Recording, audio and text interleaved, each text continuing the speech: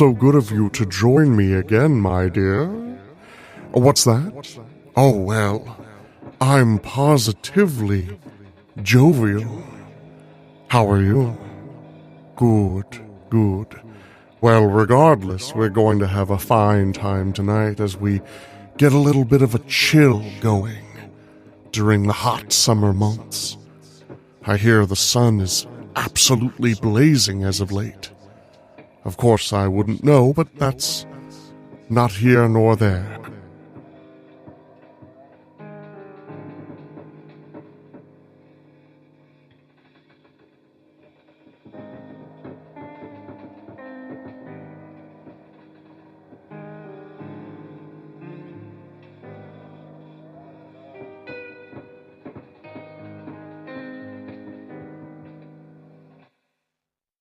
Mystery Theater presents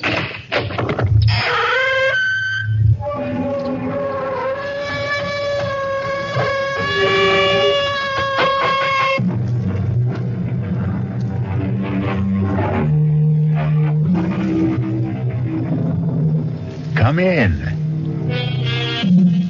Welcome. I'm E.G. Marshall. Welcome to another hour of mystery and suspense, to a terrifying battle of wits. Our play poses a dilemma you have never faced or are likely to face in your lifetime. Whether to commit the murder in your heart when your mind tells you to restrain yourself. Listen to what happened to one man, Thomas Drake, who did face that dilemma and what he did about it. Professor Mallory, if you're a friend of Emery's, you've got to tell him to stay away from my wife. Really now, Drake, I don't like to interfere in the personal life of faculty You members. must. You must tell him, or I won't be responsible. I don't want to kill him, but I don't trust myself. Come now, Drake, sensible people don't solve their marital problems like that. With murder.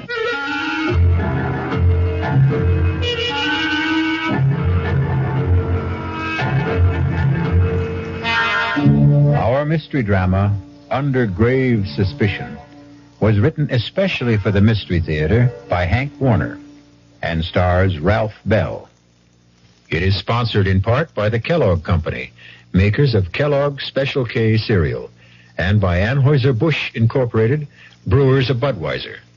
I'll be back shortly with Act One. You've seen the Budweiser commercials on television, and maybe you've wondered how long people have been putting that famous Bud label on things. Well, not as long as the brewers of Bud have been putting things on the label. Things like a list of Bud's most important ingredients. Quote, brewed by our original process from the choicest hops, rice, and best barley malt. And things like the following statement. This is the famous Budweiser beer. We know of no brand produced by any other brewer which costs so much to brew and age. Our exclusive Beechwood aging produces a taste, a smoothness, and a drinkability you will find in no other beer at any price. Unquote. Yes, brewing beer right does make a difference. Read the Bud label. Taste the king of beers, and you'll agree, when you say Budweiser, you've said it all.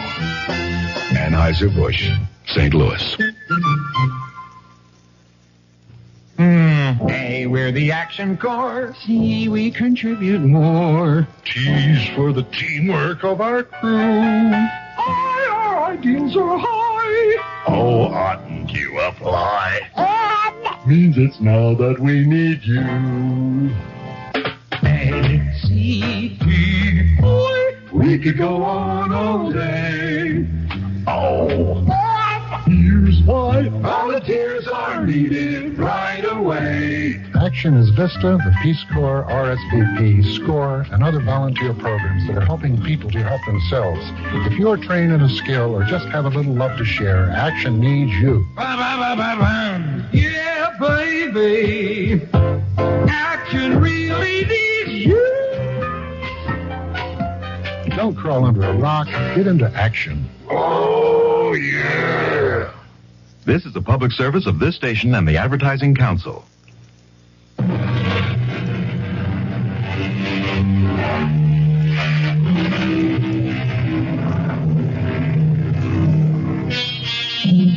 Have you ever returned home late one night and listened in the still darkness, tense and trembling, hoping and praying that you would not hear the whispered passions of your wife and the stranger, fearful that you would not control a blinding fury to kill? That man getting out of the car on that dark dead-end road on the windswept bluff overlooking the desolate Long Island Sound beach, hurrying by cloud-veiled moonlight down the winding footpath through the scrub pines and brush to his isolated cottage, is Thomas Drake. Despondent, depressed. I should have telephoned, given us some warning that I'd be home a night earlier.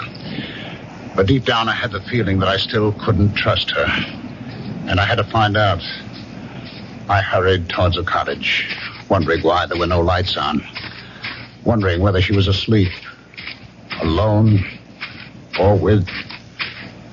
I walked around from the back of the house, across the gravel mound, toward the waterside porch steps, not caring whether the crunch of my footsteps could be heard inside.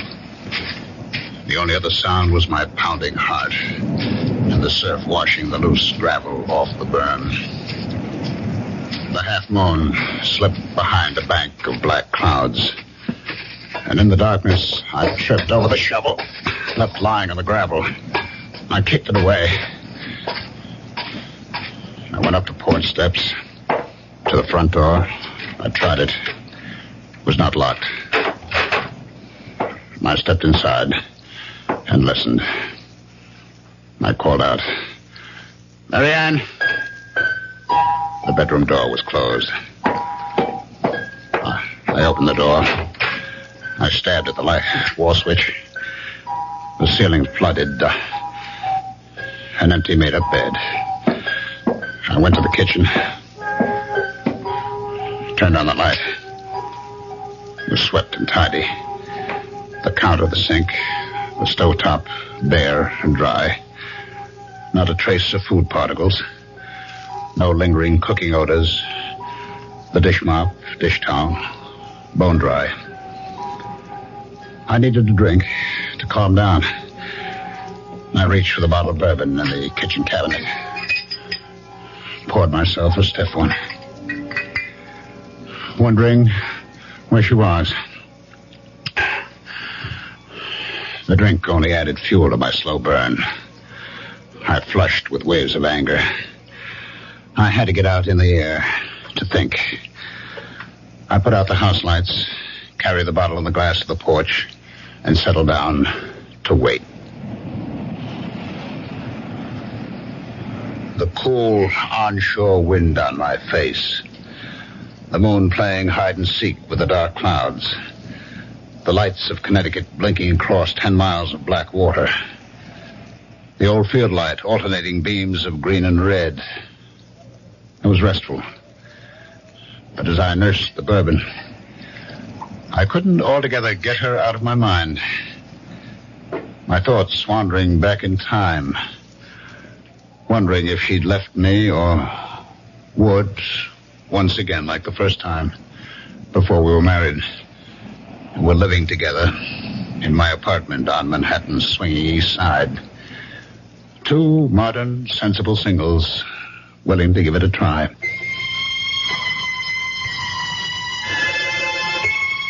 I had a job then. Good job. I was a vice president with electronics engineering. I got home that night. It was Friday night, about 8 o'clock. And as I let myself in... Yes, dear. I heard her talking on the phone. Come on up, Jack. Oh, ask the doorman to hold a cab. He just got home. Oh, who was that, Jack Harrison? Of course. Who else? You know, I'm getting tired of his hanging around. Why did you tell him to stop calling you? He didn't. I called him. You look so surprised, Thomas. You don't have the time anymore for anything but dear old electronics engineering. You did phone me you wouldn't be home for dinner, so I called him. There's a movie I want to see. That's the third time this week. Oh, Oh, I didn't know you were counting, darling.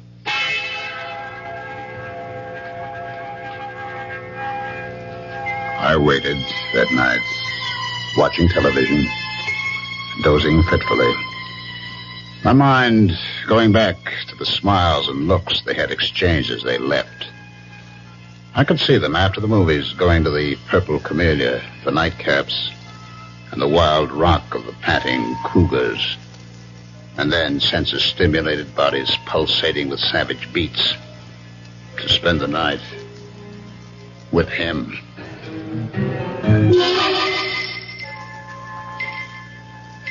I was awakened from my sleep in the chair by the buzzing TV set. It was 4 o'clock. I fought off the idea of phoning her at Harrison's apartment. I had no one but myself to blame. We had agreed, like two sensible moderns, that there'd be no strings, that we'd be free to live our own lives. And for the first time, I admitted to myself I didn't want that freedom. By 10 o'clock that morning, I couldn't stand it. I phoned Harrison's apartment. There was no answer. I went down to the lobby reception desk to get the mail. It hadn't arrived yet. But the clerk handed me an unstamped envelope. My name and apartment number on it, in Mary Ann's handwriting. I tore it open. Dear Tom, I'm sorry. I think it would be best for both of us to call it quits.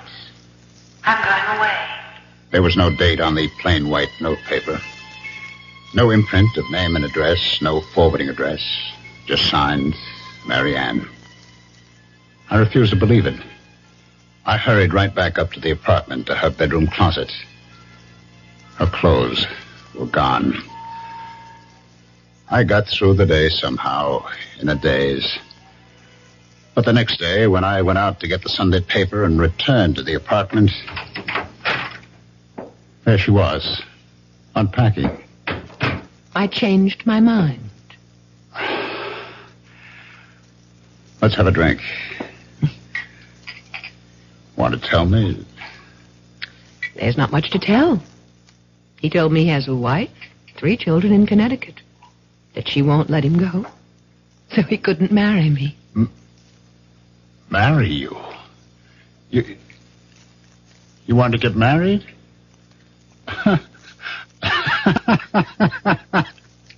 Is that all? You wanted to get married? Will you marry me?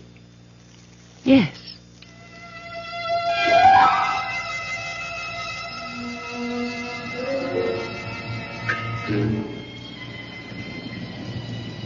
Now, here I am, waiting once again. Like two sensible moderns, we adjusted to marriage. We seemed to be making a go of it. Until I lost my job and the cutbacks of government contracts. We subleased the apartment, moved to the cottage to make the rounds of electronic firms on Long Island. I sat there on the porch, waiting once again, looking up and down the beach. And suddenly I saw a flashlight about 100 yards down the beach. It moved around, but it did not advance. And then it went out. I listened. The crunch of footsteps on gravel, carried by the wind, grew louder. I could make out the silhouettes of a man and a fishing rod on his shoulder. He was alone, hugging the waterline. As he came abreast, I called out, any luck? It was Professor Mowry of the State University Marine Laboratory at nearby Flax Pond. Oh, not a thing. I was hoping to pick up a striper. Line got snarled and the reel too tangled to bother with tonight. Well, I'm just having a nightcap. Did you join me, Professor? I could stand one short one. Getting a bit nippy. We talked. He sipped his whiskey. I don't know how many I had.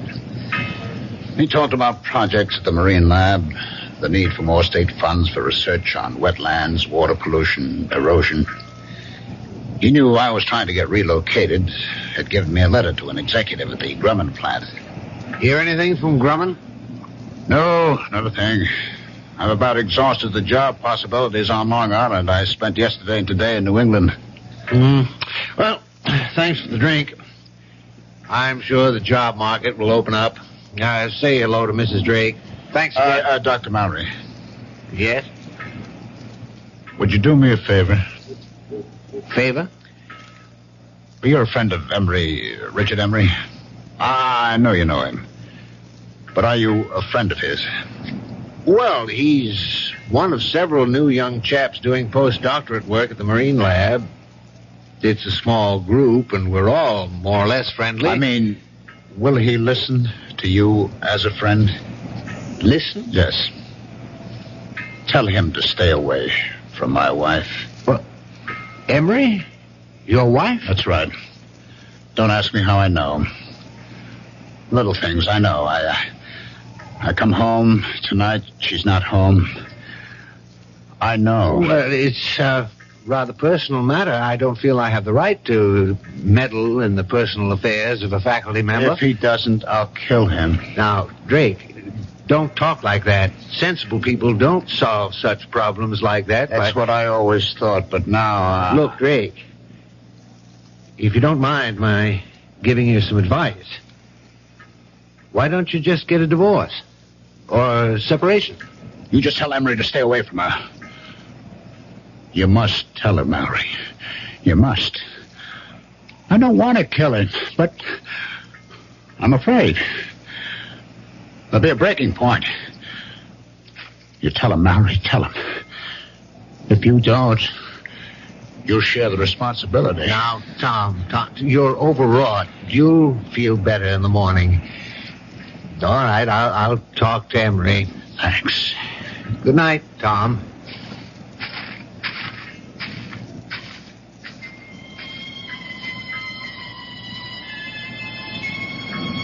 I picked up the bottle. It still had about one drink in it.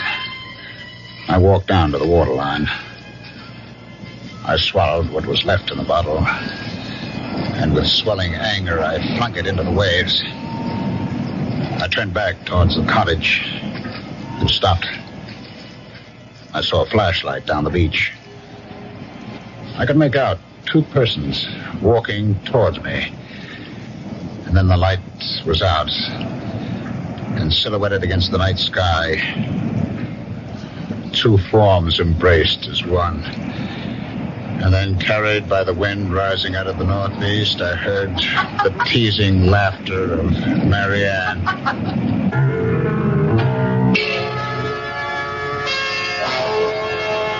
Well, there may be laughter in the wind, but for poor Tom, this is no time for levity. Wonder whether he knows that it's an ill wind and will blow him no good. I'll be back shortly with Act 2. Great taste in the morning. Kellogg's has that wholesome taste to get you up and grinning. This is Jerry Coffer for Kellogg's Special K. You know, for years we've been talking about the Special K breakfast, a great way to start the day if you have a weight problem. You may have seen or heard our latest commercials, which symbolize the problem of being a few pounds overweight by using this ball and chain. That's the sound effect. But so many people have come to know the Special K breakfast that can help solve weight problems, they sometimes forget that Special K is America's favorite high-protein cereal. It has 8 essential vitamins and iron, and so delicious that lots of folks, kids as well as adults, eat Special K just for the sheer good taste of it. So we don't want you to think that you have to wear a ball and chain to eat Special K. All you need is an appreciation for the finer things of life, a 1-ounce bowl of Special K, 4 ounces of skim milk, tomato juice, coffee, and maybe a little sugar. The Special K breakfast can help you lose weight all by itself, but it really is a good start. Who knows how to help you solve your shopping problems? The Better Business Bureau knows. Wednesday, 10 o'clock. I'm back at the office working on the case when my secretary brings me the mail. Thanks, kid. The usual stuff. Then I see it. It's addressed to me, resident. Inside, a fake rabbit's foot. The pitch, A $2 donation or send back the rabbit's foot. My problem, what to do about it. I'll help you with good advice from the Better Business Bureau. Oh, yeah? Spill it. If you receive unordered merchandise in the mail, you are under no obligation to return it or pay for it. Thanks, pal. You're okay. Just another consumer tip from your Better Business Bureau.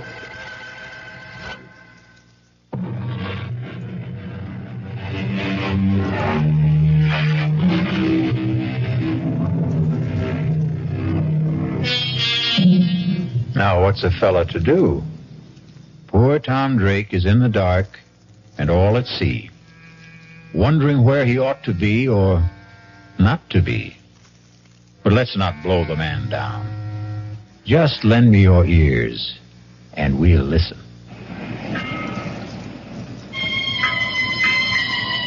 Their embrace in the dark was brief, and they started walking towards the cottage without using the flashlight. For a split second, I thought of walking towards them for a showdown. But Mallory's promise to talk to Emery made me put aside the impulse. I ducked behind a line of boulders that formed a breakwater above a high water line. They stopped in front of the cottage. From behind the boulders, I watched and listened. That was a good hike. Yeah. Let's go inside. Oh, let's sit out here for a while. It's such a beautiful night. I'd like a cigarette. Okay. He sat down beside her, struck a match, cupped it in his hands and held it to the cigarette in her lips. In the glow from the match flame, her face flushed, her eyes dreamy with desire. I knew I would never give her up. I'm going out to Montauk next week. It's a long Monday holiday weekend. How about coming with me?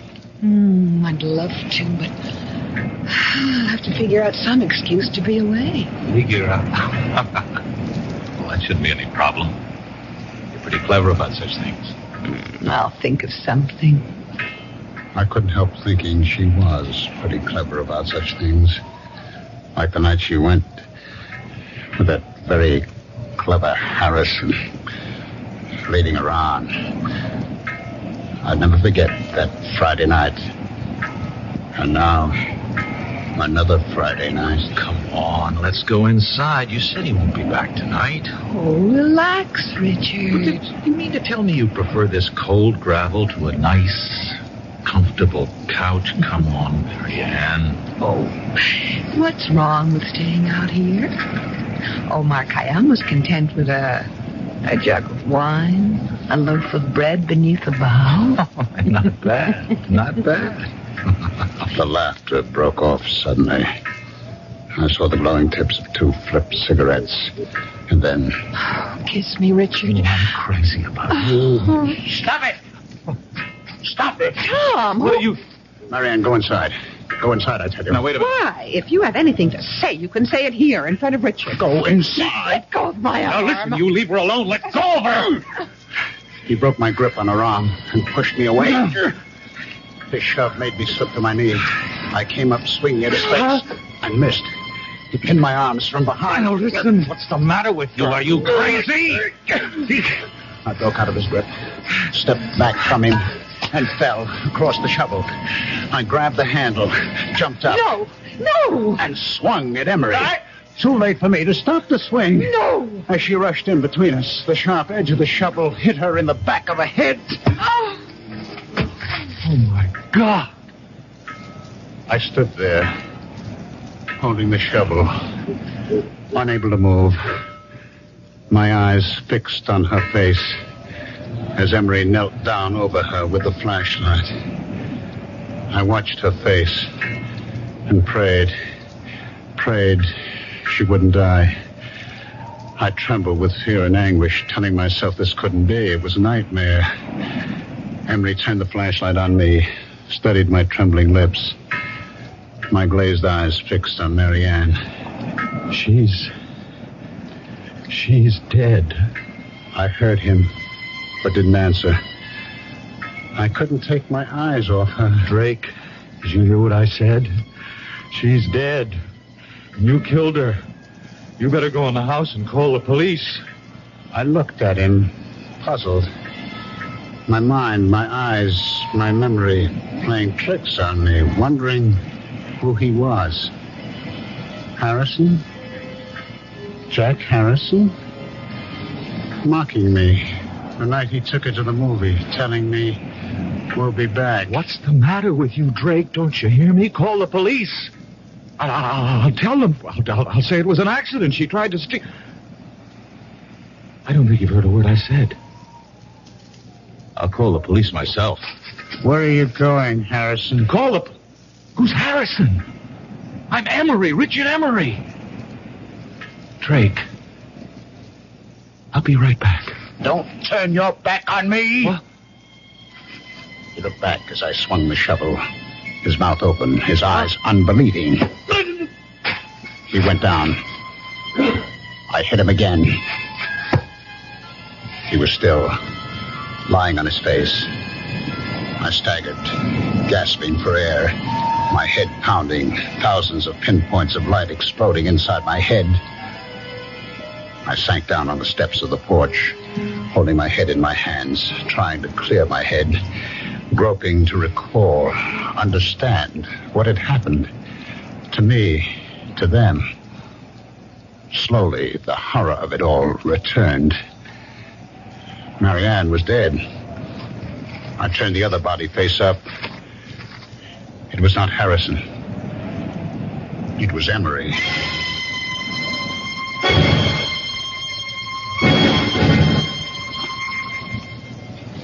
I don't know how long I sat there on the porch steps. Finally, I faced it. I decided to try to get rid of the bodies, bury them temporarily in the gravel berm.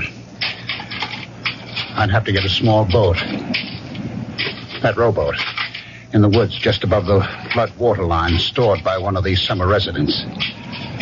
I'd row the bodies out to the channel, weight them, drop them overboard on an outgoing tide. The strong current on the bottom of the channel would move them out to the sea. The loose gravel was only about 3 feet deep. It would be deep enough to hide them. I dragged the bodies over, laid them end to end, covered them, building up the gravel mound to the same height of the berm that ran parallel to the water level. I inspected the shovel. The metal glistened clean, no sign of blood or hair. I stood it against the porch rail, went inside. I sprawled out on the bed, exhausted, and fell into a heavy, dreamless sleep.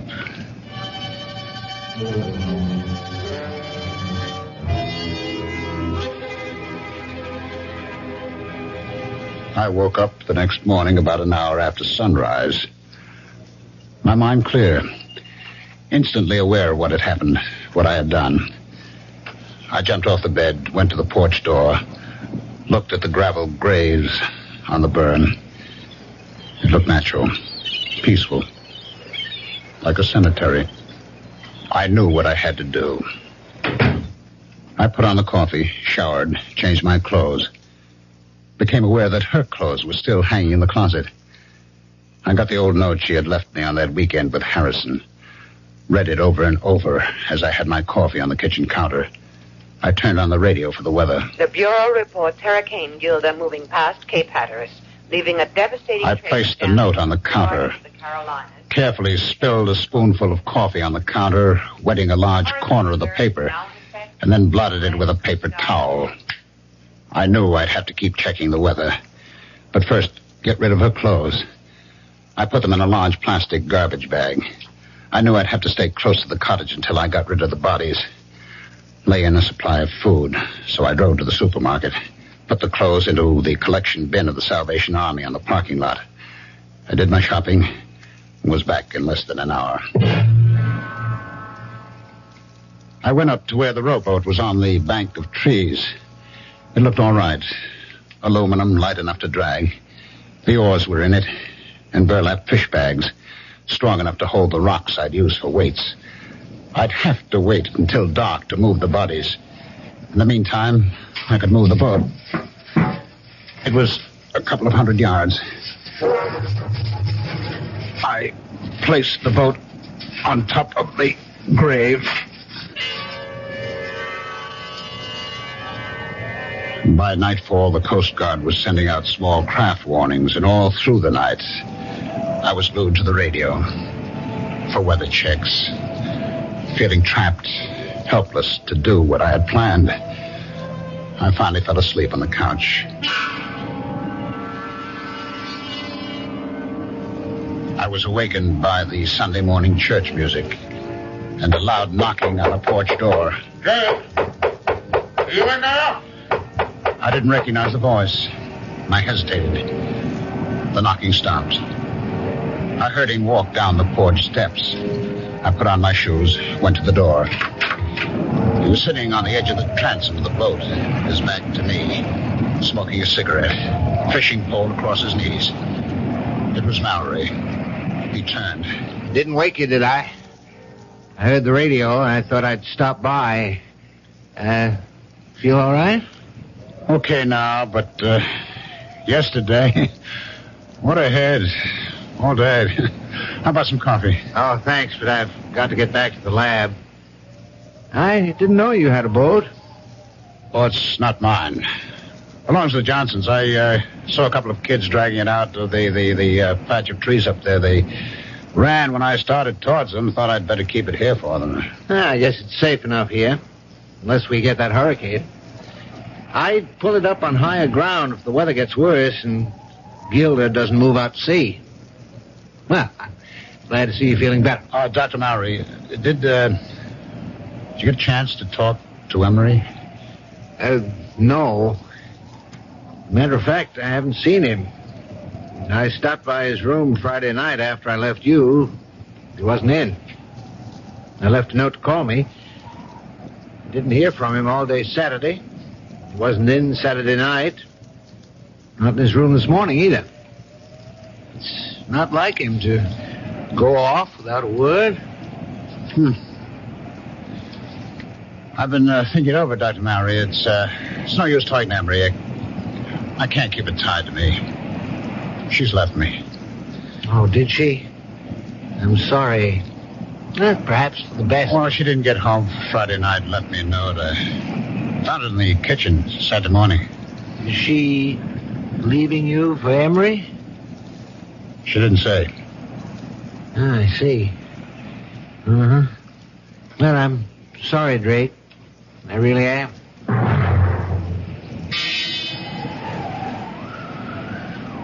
Sunday night, I was still trapped by the weather. It got worse through the night. But the weather report said there still was a 50-50 chance that the hurricane would bypass Long Island.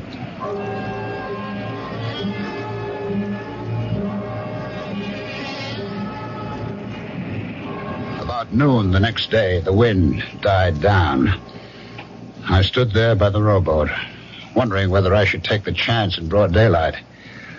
Long Island Sound was still, calm as a lake. I heard a helicopter coming across Crane Neck. Routine patrol of the shore. I could read Suffolk Police. And then Dr. Mallory coming down the beach towards me. I stood there waiting for him. Well, I'm glad I found you home, Drake. I've just been answering more job ads. Yeah, have you heard from Mrs. Drake? A letter, perhaps? A phone call?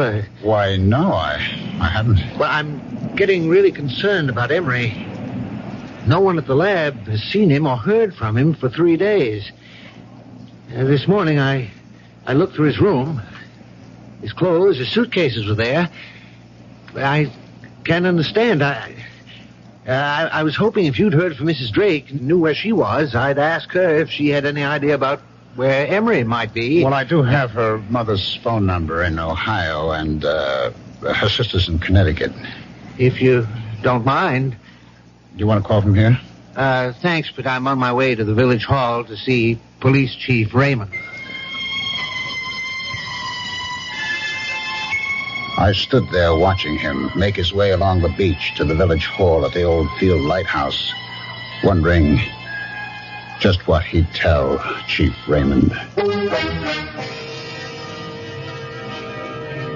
Well, you know what they say. The path of gory murder leads but to the grave. What do you suppose will happen to Tom Drake?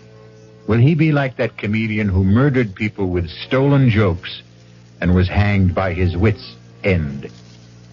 I'll be back shortly with Act 3. Hi, Ms. Goldilocks here.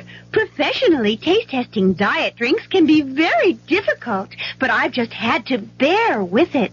Then I found sugar-free Diet 7-Up. It doesn't taste like other diet drinks. It's fresh, light, natural, delicious. Sugar-free Diet 7-Up tastes so good that I've taste-tested it hundreds of times, and each time I've given it my seal of approval. Yes, this one's just right. You finally made your gift list.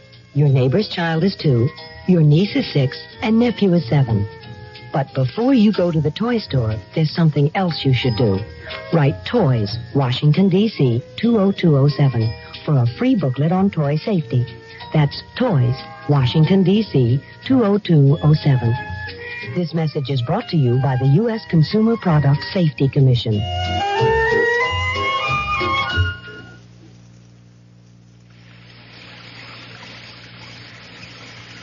Sometimes a gentle rain in one place adds up to a raging torrent in another. A torrent that can uproot lives as well as trees.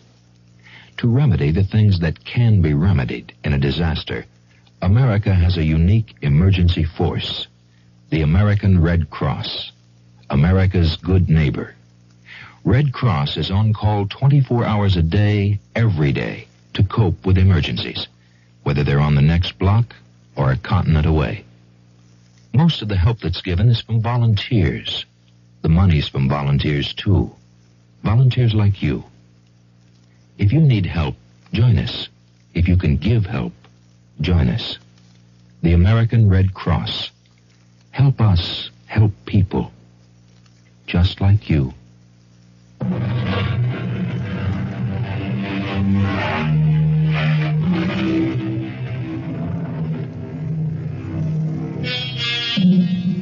The lot of most policemen is not a happy one. Wonder how Police Chief Raymond will receive Professor Mallory. Will he use the right bait and make a haul, or lose hook, line, and sinker? Let's follow our troubled professor and find out. What's this all about? Emma said to tell me it was urgent. Well, I mean, it's not a matter of life or death, is it? I hope not. Oh, well, you sound like you're not so sure. I'm not, but I am getting worried. Somebody been stealing typewriters and lab equipment again? No, Chief. Well, this may sound odd, but a member of the lab faculty seems to be missing. Oh? That's what do you mean, missing? No one's seen him since Friday afternoon. Well, this is only Monday. Yes, but he was not in his room Friday night, Saturday night, Sunday night. He didn't show up in the lab today. Well, what about his weekends? Did he have them free? Well, sometimes, when scheduled. He was not scheduled to be off this weekend. Uh-huh. The chap he rooms with, Garrison, says he saw Emery Friday noon. Well, Garrison was off this past weekend. He got back Sunday night. I saw Garrison this morning. He wasn't surprised or upset over the fact that Emery hadn't spent the night in his room. Mm-hmm. It wasn't the first time. Do you know that cottage the Drakes rented? Yes, I do. It belongs to Howard. Was that the one? What about it? Well, last Friday night, I was out casting along the beach. On my way back to the lab, Drake invited me to stop for a nightcap on the porch. He'd already had quite a few. I had one drink with him, and he asked me, was I a friend of Emery's? And he asked me the way he put it, would I do him a favor? Mm-hmm. Go on. What he wanted me to do was for me to tell Emery to stay away from his wife. Now, did he explain that? Did he mean Emery was annoying his wife, or did he mean they were having an affair? Well, my first impression was that it was more or less a dalliance. Well, that's kind of par for the course in this university town, you know. Yes, perhaps, but I told him I'd prefer not to get involved in personal affairs of faculty members. And what'd he say? He said if Emery didn't stay away, he'd kill him. His exact words. Huh? Of course, he was very drunk when he said it. I told Drake to calm him down, that I'd talk to Emery. Yes, I see. Well, now, what about Mrs. Drake? Was there anything said to indicate whether she was inside the cottage while Drake was blowing his top this way to you? No. There were no lights on inside. Matter of fact, Drake made it clear that she was not home. He implied, without mentioning Emery by name, that she was out somewhere with him. Well, in that case, she could have some idea about where he might be. That occurred to me. I went back there yesterday morning with that in mind. And did she? She wasn't there. Drake told me she'd left him. He said she didn't come home at all Friday night. He said he found a note from her in the kitchen Saturday morning.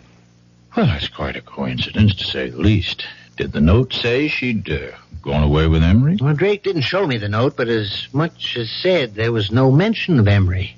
Have you been to the cottage since yesterday? I stopped there on my way here. Drake says he hasn't heard a word from her. No mail, no phone call. But I asked him, would she perhaps have gone to her parents' home, to a relative? He gave me these phone numbers. Oh, yes, let me see that. Ohio and Connecticut. You think we ought to call them? No. I'll drop in on Drake. I'd rather he made the call. You see, if we can't locate Mrs. Drake and you don't hear from Emery, that leaves us with 2 missing persons. We'll put out an all-points teletype alarm, full descriptions and photos. I'll keep you posted, Mallory.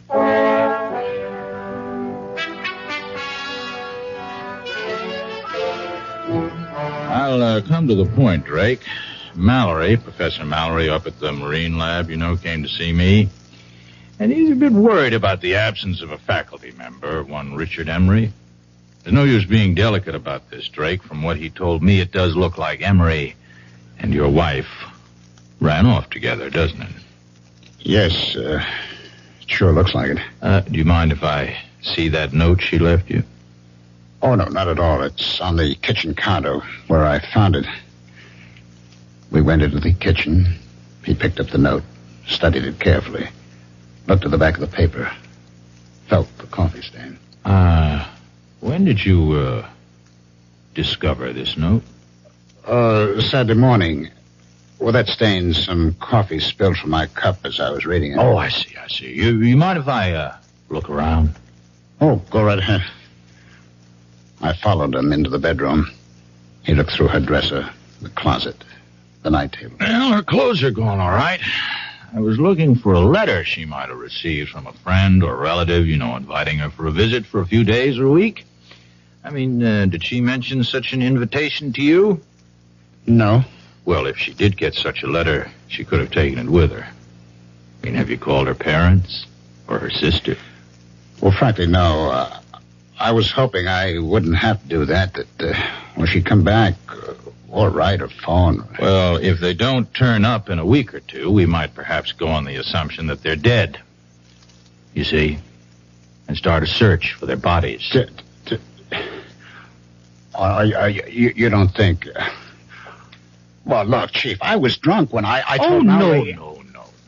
I don't think you killed them. Of course not. What would you do with the bodies? Bury them out there? Let's not get morbid about this. You don't think I'm going to call out the tractors to scrape down the gravel, do you? Oh, by the way, how long are you planning to stay on here? A couple of weeks. All right, fine. Well, now keep in touch. I'll call you if anything develops. Phone me if you get a letter or a call from your wife. I followed him out. He looked at the rowboat, studied the sky. You know, I'd pull that little boat up higher beyond that low ground back of the house. I wouldn't be surprised if we get some of Hurricane Gilda before night's over. Better keep the radio set on the Coast Guard reports. I watched him go down the footpath, across the low ground behind the cottage, and then uphill to where his car was parked, top of the bluff. It was not till he was out of sight that I stopped sweating.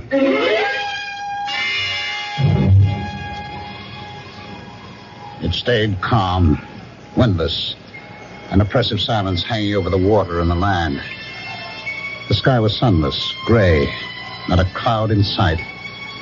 I'd heard of the calm before the storm, but I'd never seen it. I filled the kerosene lanterns, got candles ready. Gale warnings, Cape May to Block Island. High tides 3 to 4 feet above normal with flooding along lowlands. By late afternoon, all up and down the Sound, white caps galloped shoreward from as far as the eye could see. Treetops swayed and twisted in the whistling wind. The waves crashed higher on the shore. It started to rain hard.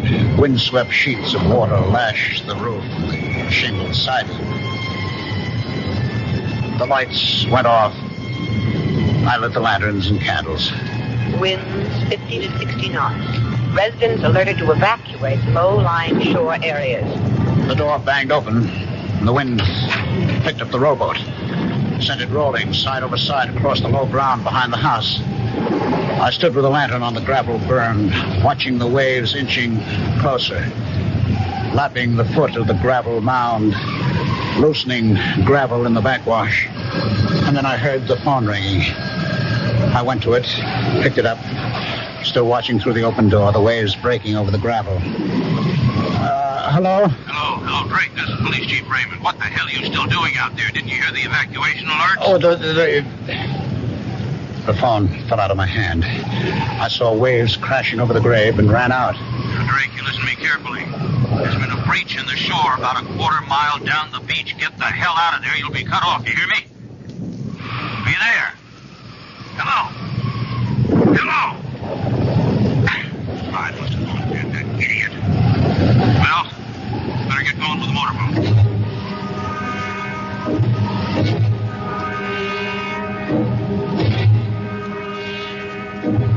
I knew I had to keep shoveling on the gravel and sand as fast as the waves washed it off.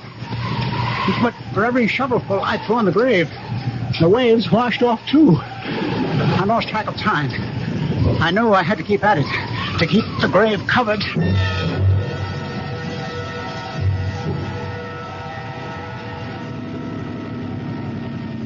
Head in close to the house, Mallory. Yeah. Drake! Drake! All right, let's go ashore. Nose it into the bank. You better bring your flash. All right.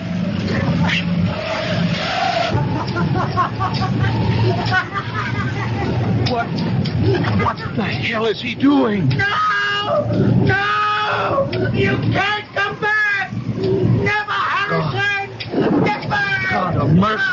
It's Emery. Well, I better get him over to the Riverhead Prison Hospital. Tide will be going out in a little while. Let's put this rope around the ankles and secure it to the porch. Mallory, you stay here till the county police and the coroner get here.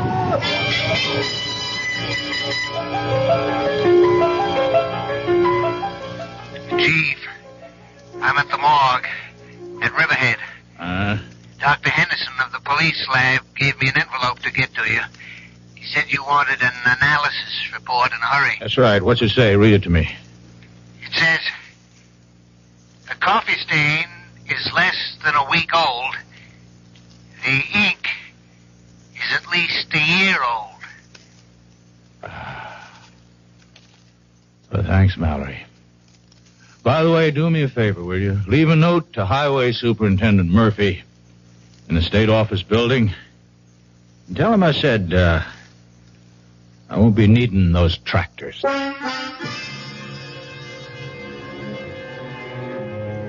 Well, imagine What do you think of that police chief? Isn't he the fishy character? Anyhow, we didn't have to scrape bottom. I'll be back shortly. Hello, this is Goldilocks. It seems like only yesterday that I was a little girl tasting porridge. You know, this one's too hot. This one's too cold. And now I conduct taste tests on diet drinks. And there's one I must tell you about. Sugar-free diet 7-Up. It has a fresh, natural, delicious taste. It drives my taste-o-meter crazy. Sugar-free diet 7-Up. This one's just right. Answer on. I'm building a kite out of tissue paper, and it's beginning to rain. What do I need? Umbrella or plastic kite? Answer on. How many children are born with birth defects? 250,000 a year in the United States. What's being done? The March of Dimes supports research, medical service, and public education programs. How can I help? Answer on. Like me, the March of Dimes needs money for answers. Give to the March of Dimes.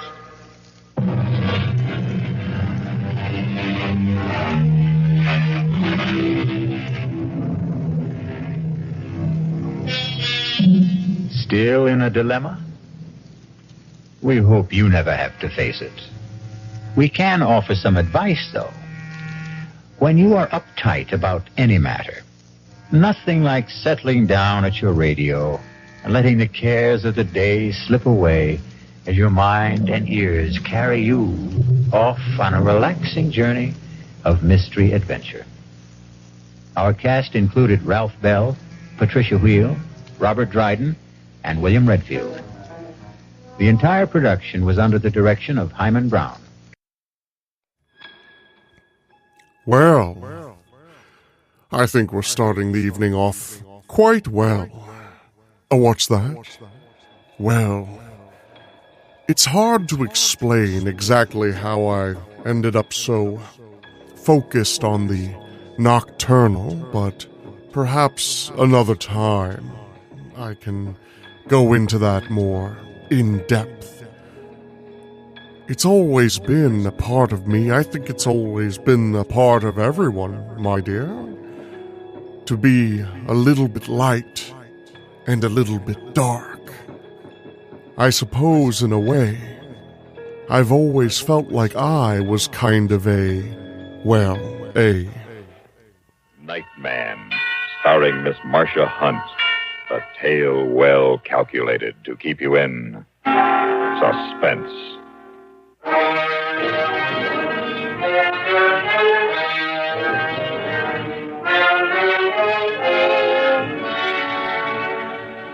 But, Miss Rhodes, it's impossible.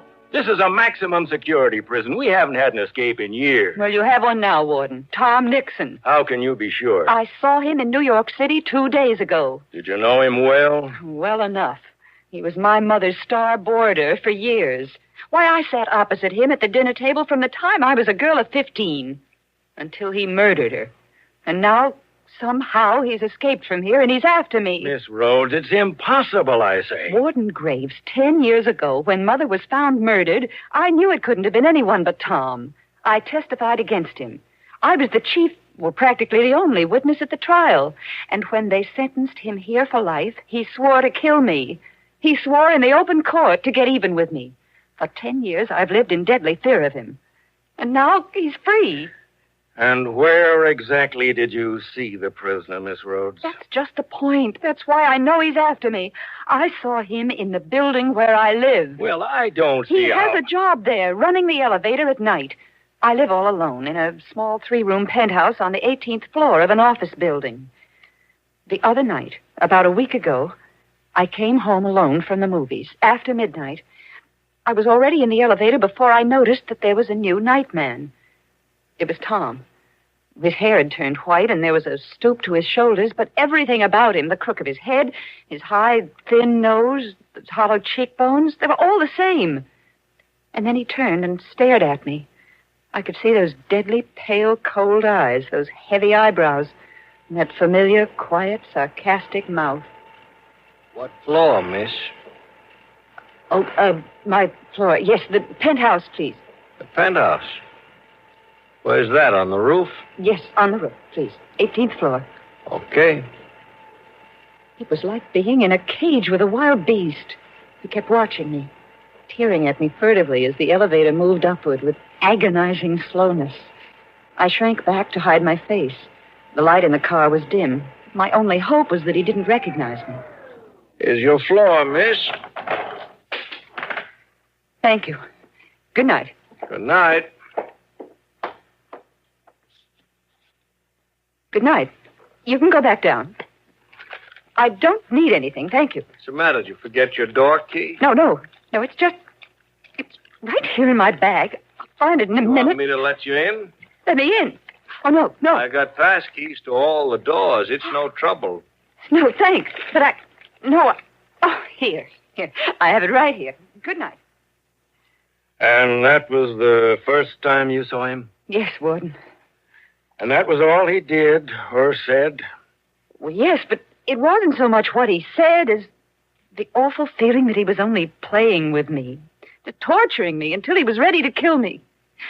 Warden Graves, I don't even have a phone. I've always been afraid to be listed in the phone book. And the only way up to that penthouse was by that one elevator. I was trapped up there at his mercy. What did you do? I spent the night crouched against the wall with a flat iron in my hand, just waiting for that key to click in my lock. But it didn't. No, it didn't. The next day, I began to wonder if I wasn't imagining the whole thing. Then that night, just as I was going to bed...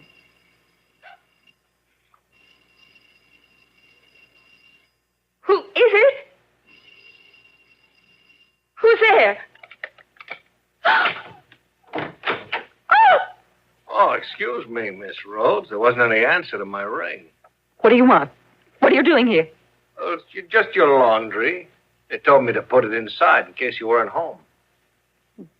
You might have given me time to answer the door. Well, I'm sorry, Miss Rhodes. I'm very sorry. Well, don't let it happen again. Good night. I was just thinking, you got no way to get up here or to get down excepting my elevator. No. Even the service elevator doesn't get up this far, does it? No. You're really alone up here, aren't you? Yes, Tom, if you come any closer, I'll kill you. Do you hear? I'll kill you with my I bare... don't understand what you're talking about, miss. Get out! Get out! Yes, there's my buzzer. I better answer it.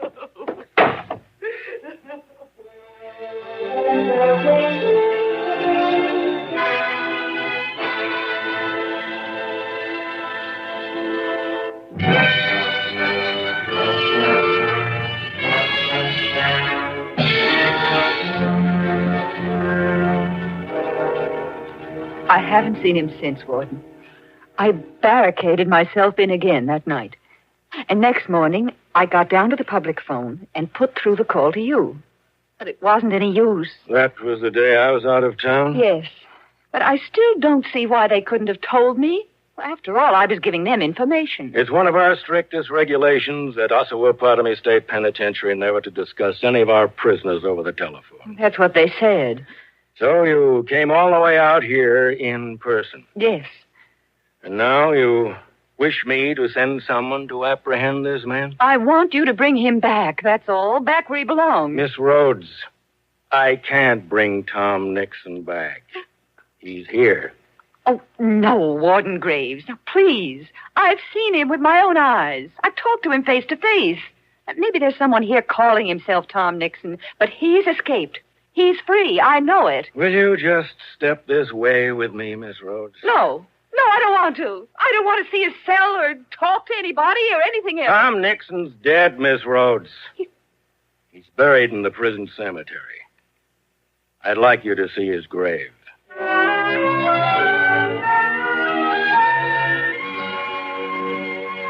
Now, this is a photograph taken of him just a week before he died. You see, he wasted away quite a bit. He was in the infirmary all last year. Became very religious, too, toward the end. Spent a good deal of his time praying. Praying? Yes. All the fight seemed to go out of him as soon as he knew he was seriously ill. But you'd say this was his picture, wouldn't you, Miss Rhodes? Yes. Yes, it's Tom, all right. And these little personal belongings? Ordinarily, we turn these over to the family, but in Tom's case, well, we couldn't trace any family. You'd recognize these as his? Yes, I don't know them all, but with that gold watch, he used to wear it every Sunday at Mother's. He wrote a couple of notes before he died to a fellow prisoner and to the prison chaplain. You recognize this handwriting? Yes.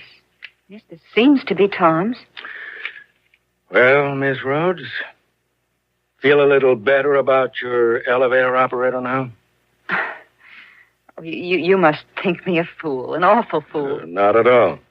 But the likeness was so extraordinary. Well, it was almost like seeing a ghost. A ghost? Oh, come, Miss Rhodes. Now that you've gotten all this off your chest, isn't it perfectly obvious? That poor night man's done nothing or said nothing to you at all out of the ordinary.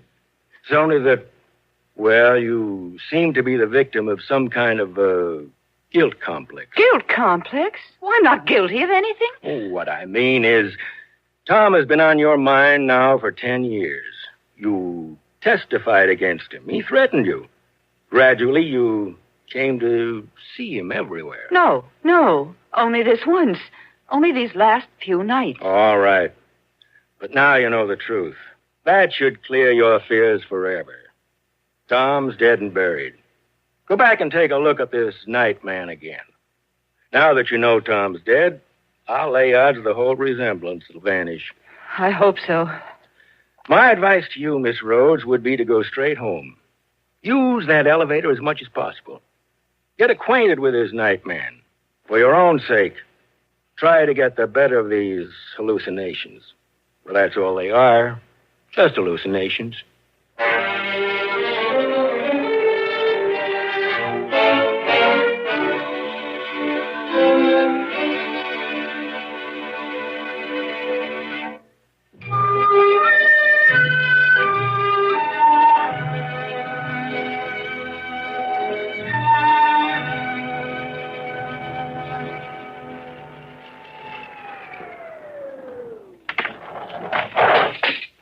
Good evening. Oh, evening, miss. Could you help me with these bags, please? Okay. Yeah. That all, miss? Yes, thank you. Oh, this is for you. No, thank you, miss. I never take tips. Oh, it's all right. Well, I'd like you to have it. I'm sure the superintendent wouldn't mind. Superintendent hasn't got anything to do with it. Oh? Well, aren't we going to start? Yeah, all right.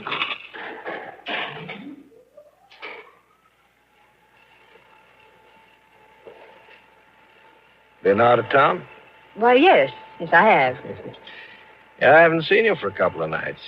I was in the country visiting a friend. Oh?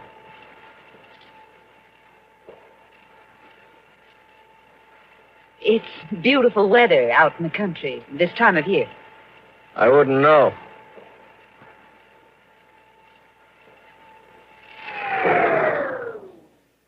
Well, is this my floor already? No, it's not. Then why are we stopping? Elevator's stuck. Power's cut off. Cut off? Mm-hmm. But how could that happen? It's never happened before as long as I've lived here. Well, sooner or later, I guess it had to happen. Isn't there some way we can get it back on? With some buzzer for the cellar or something. If the power is off, the buzzer isn't working. So one of the lights is still on. The lights? Yeah. They'll probably go out in a minute, though. And then it'll be black in here. Black as the grave.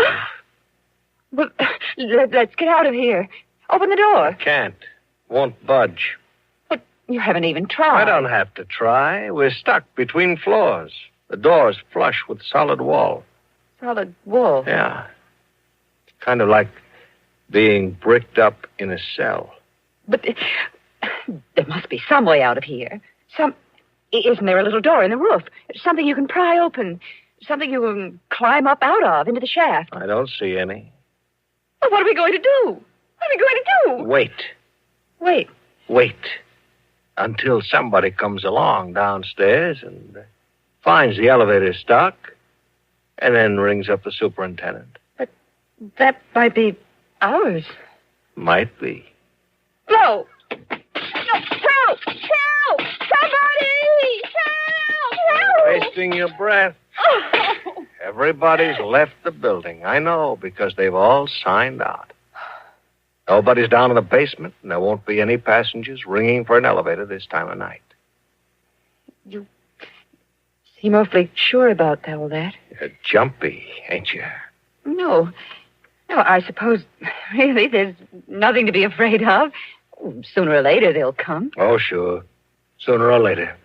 It's just that we're being stuck up here between... You're not jumpy on account of me. You... No, of course not. But you were kind of jumpy with me the other night, weren't you? The other night? When I brought the laundry into your apartment, unexpectedly. Oh, that. Well, that was a mistake. A mistake? Yes, I just thought you were someone else, a friend of mine, someone I'd always been afraid of. Oh? But now I've learned it couldn't be you, because this friend's dead. Dead and buried. Dead and buried? Yes. What was his name? Maybe I know him. Oh, the lights are out. I knew they'd go sooner or later. No, they can't. I can't stay here alone in the dark with you. So you are jumpy with me. No. I thought you said this guy was dead and buried. Well, he is. I saw his grave. Why are you screaming like that? I'm not screaming. Only it's so dark in here. It's so close and creepy. What did you do to this friend that makes you so jumpy? Do? To him? Well, nothing. I didn't do a thing. No? It was he. He threatened me. He was a murderer. He killed my mother in cold blood 10 years ago. He was our boarder for 10 years. And then one afternoon, I came home, and there was Mother lying on the floor with her throat. No, where are you? I can't... Go on. No! I can't stand it. Tom, it is you. I thought you said your friend was dead and buried. Stop it! Stop torturing me! Now tell me the truth. You escaped, didn't you? You didn't die. And it was someone else's grave, just as I thought. You escaped and found me here. Answer me, Tom. Where are you? I can't see you. No, Tom, no. Tom, I didn't mean it. I didn't mean to send you there. It was only because I loved you, Tom. And I hated Mother and hated you for loving her. It was only to get revenge on you both that I killed her and framed you. Mother was so cruel to me, Tom. She treated me like a slave. And all the time, flaunting you in my face. If you'd spoken one kind word to me, Tom, at the trial, just one word to let me know you loved me. You're going to kill me, aren't you, Tom? No, Tom, I don't want to die.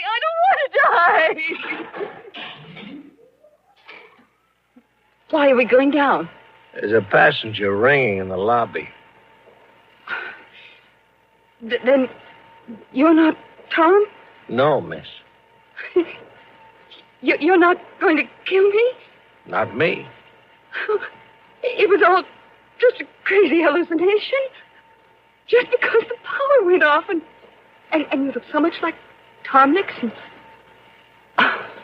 Oh, forgive me. Please forgive me for being so absurd. There's nothing to forgive. And you'll forget all about those silly things I said, won't you? I didn't mean them. It was just because I was beside myself. What silly things? Oh, those silly things about my mother and Tom. And... Here, this is for you. No, I insist this time. I insist. I'm sorry, but I'm afraid I never accept tips. Oh, but I want you to... Particularly from a dame who framed my twin brother. Evening, Warden. Good evening, Lieutenant Nixon. She confessed. I thought she would, Lieutenant. No! No!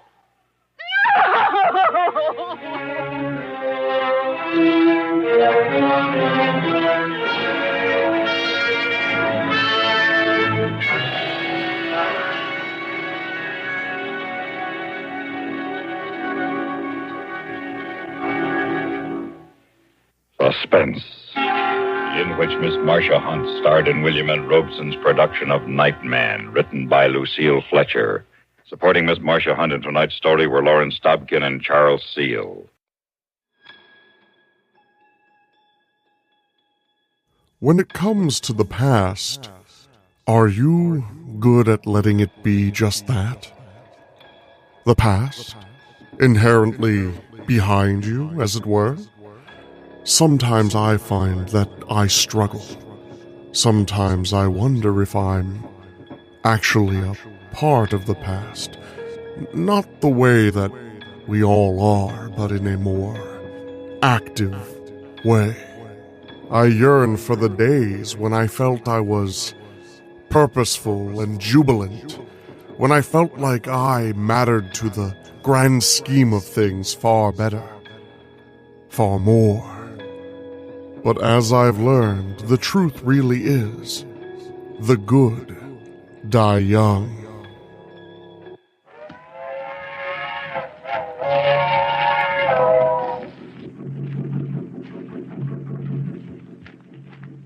The Mysterious Traveler.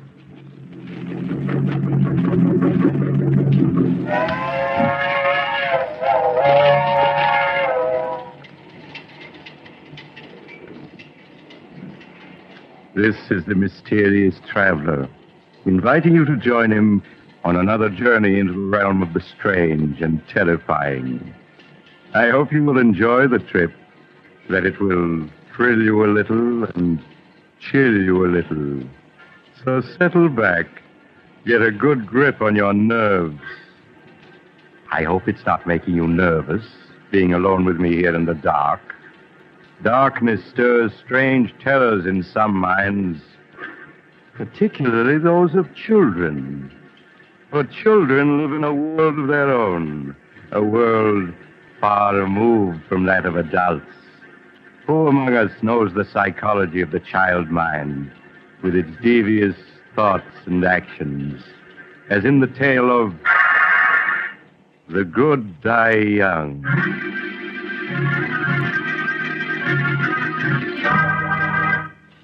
Years ago, when I was practicing medicine, I brought a child into the world, a girl who was named Sandra. In the years that followed, she grew into an extremely beautiful and clever child. But my story begins the day that Martha, the housekeeper, was finishing her duties for the last time. Sandra, come in here. I want to see you. Sandra! Were you calling me, Martha? Yes. I told you to come right home after school. Where have you been? Oh, I'm sorry, Martha. I didn't hear you tell me to come home right after school. I'm sorry, truly I am. Save your acting for your father, young lady. It hasn't fooled me for a long time. Sandra, since your mother died, you're becoming more and more of a problem every day. Well, at least after tonight, I won't have to put up with your lies and your 1,001 little tricks. What do you mean, Martha? Your father won't be needing a housekeeper anymore. I'm leaving tonight. But why? Well, I'm not supposed to tell you. But you may as well know now as later. Your father is bringing home a new mother for you tonight. A new mother? Yes, he's just married again. But I don't want a new mother. Daddy and I don't need anyone else. We're happy the way we are. Sandra, stop screaming. I won't have it, do you hear? I won't have it. Your new mother's a very fine woman. I met her last night. I hate her. I hate her. Daddy's mine and no one else's. She hasn't any right to him. If you don't stop that screaming, I'll tell your father when he comes home tonight. Oh, no, don't do that. I'll be good. But I hate her, and I always will. I'll never stop hating her. That's a fine way to talk. Perhaps I ought to warn the poor woman about Sandra. Well, then it's none of my business. Besides, she'll find out about her soon enough.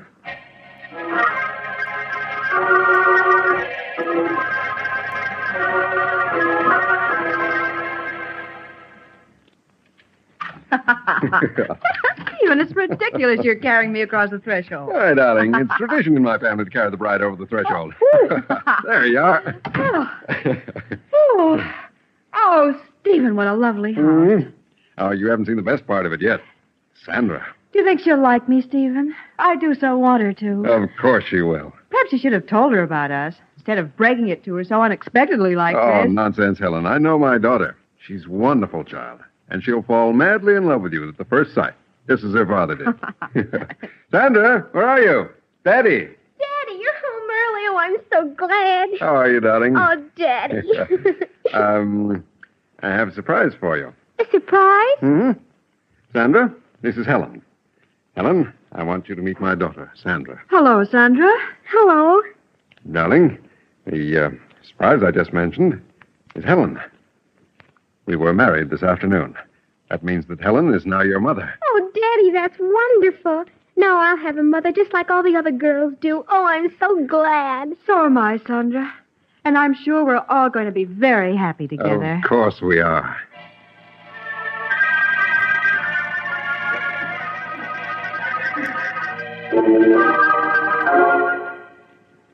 That night, after the family had said goodbye to Martha and seen her off, Sandra was sent to bed. She lay quietly in the darkness, thinking. Occasionally she would speak softly to her doll, Barbara. She hasn't any right being here, Barbara. Daddy and I were perfectly happy until she came along. Tonight he didn't even notice me. Just kept looking at her. Well, she shan't have him. He's always been mine, and he always will be.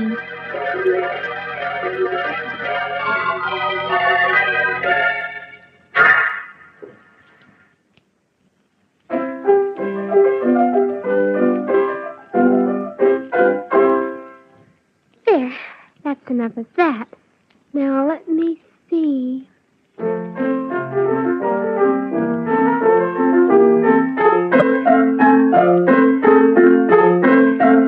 Sandra! This is the second time this afternoon I've asked you not to pound the keys that way. That's no way to play. I'm sorry, Mother. It's not only the piano, dear. There are many other little things. You pay no attention when I speak to you about them. I don't mean to do them, Mother. I just forget. Well, please try to remember, dear. Now, I want you to play the piano as you did last night for Daddy. He was very pleased. Yes, Mother.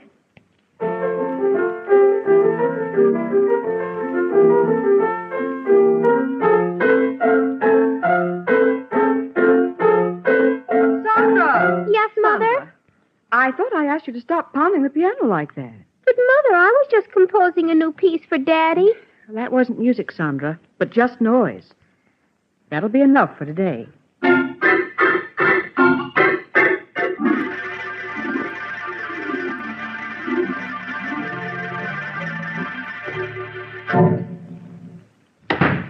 Hello, beautiful. How are you, darling? Well, I wasn't Sandra at the door to meet me. She's all right, isn't she? Oh, of course, dear. Stephen. Hmm? I was a bit angry with Sandra this afternoon. Angry with Sandra? Why, what'd she do? Well, several times this afternoon I had to speak to her about pounding the piano, being loud and discordant. Well, that isn't like Sandra. You know how well she plays. Yes, of course. That wasn't the way she played today. No. I'll go up and see her. All right. Supper will be ready soon. All right, Ellen.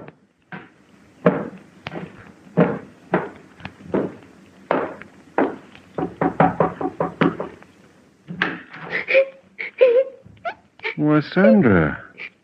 What's this? Oh, Daddy, Daddy. What's wrong? You never cry. I was only trying to compose a new piece for your birthday next month.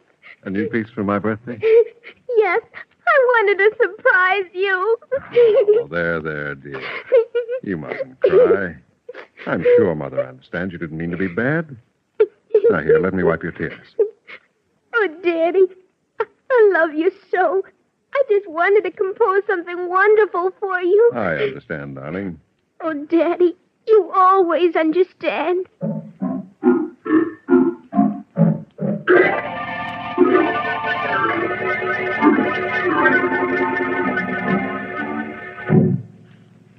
Is supper ready, dear? Mm-hmm. Where's Sandra? She'll be down in a minute. Helen, Yes, Stephen? she really didn't mean to pound on the piano and get on your nerves. It's just she was trying to compose a new piece for me. Stephen, it wasn't music. It was just noise. Well, you mustn't be harsh with her. You know what children are like. In their enthusiasm, they forget what they're told. But, Stephen, I don't know exactly what to say. It's just a question of being patient with her, winning her love. All right, Stephen. Perhaps I was a bit impatient with her. You know I want nothing more than for the three of us to be happy together. I know that, darling. And the three of us will be happy together.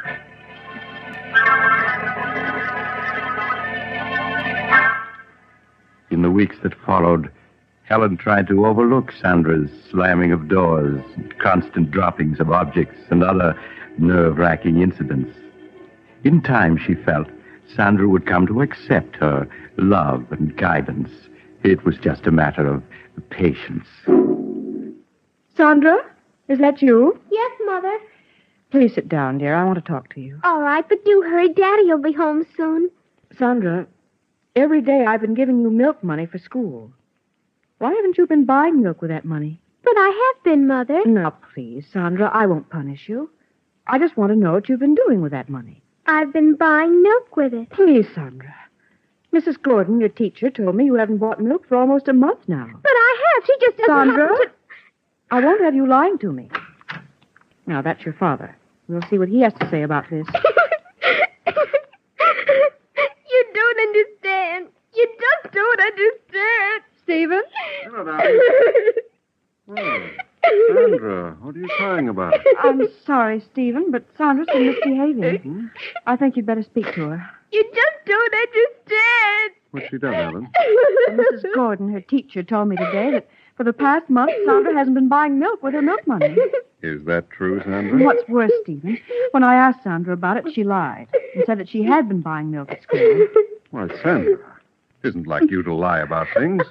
I didn't mean to lie about it. I just wanted to keep it a surprise. What a surprise. Your birthday present. Oh? I saved my milk money so that I could buy you a pipe. It's here in this box. But, Sandra, you know I'd have given you money to buy a birthday present for Daddy. It isn't the same thing. I wanted to buy him a present with my own money. Oh, I'm sorry, Sandra. Well, you might have told me about it when I asked you. And then it wouldn't have been a real surprise. I did want to surprise Daddy, so... But you have, darling. This is a beautiful pipe. No, the surprise is spoiled. Your birthday isn't till tomorrow. Well, this is much better, darling. It means I'll be able to smoke this pipe tonight. Oh, now, please stop crying. You go upstairs and wash your face and hands, huh? All right, Daddy. I'm sorry, Stephen, but I had no idea what she'd done with the money, and she did lie when I asked her about it. Well, if you'd only have a little more faith in her, Helen. I know it's difficult to understand her at times, but that's because as a child she looks at things differently. I'm sorry, Stephen, if you think I've failed with her. Oh, but you haven't, Helen. I'm sure that in time she'll come to love you as much as she loves me. I don't know, Stephen. I often wonder about that.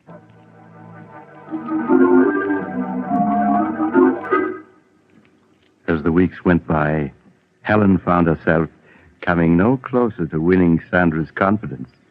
It wasn't that Sandra was unfriendly, but there was an air of reserve about her, which vanished only in her father's presence. Helen felt Stephen watching her anxiously when Sandra was about, and sought to reassure him. Her one thought was to preserve their happiness. Hello, Helen. Hello, dear. Oh, what happened to that vase, dear? Sandra broke it. Oh? Oh, accidents will happen. Stephen, this is the fourth piece she's broken in 2 weeks. And each of them were pieces I've treasured and had for years. Why, Helen, you sound as though Sandra had deliberately broken those vases because they were yours. Well, why is it that only my things are broken? Oh, Helen, surely you don't believe she's deliberately breaking your things. I don't know what to believe. The first few times I thought it was an accident, but now... But, Helen... Oh, please, Stephen, let's not quarrel. Perhaps I'm wrong. I admit I haven't any proof. It's just all the little things adding up. Helen, what are you talking about? Oh, you wouldn't understand even if I told you. Where's Sandra? In her room, I suppose. Well, I'll go up and see what she's doing. Huh? All right.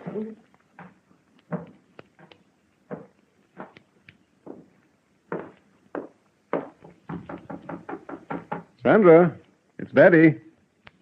Are you in your room? It's funny. She isn't here. Hello, what's this? A note addressed to me. Dear Daddy, I'm sorry about the broken vase. Tried my best to be a good girl, but everything I do seems wrong. I make Mother very unhappy, so I'm running away. I love you very much and always will. Your daughter, Sandra.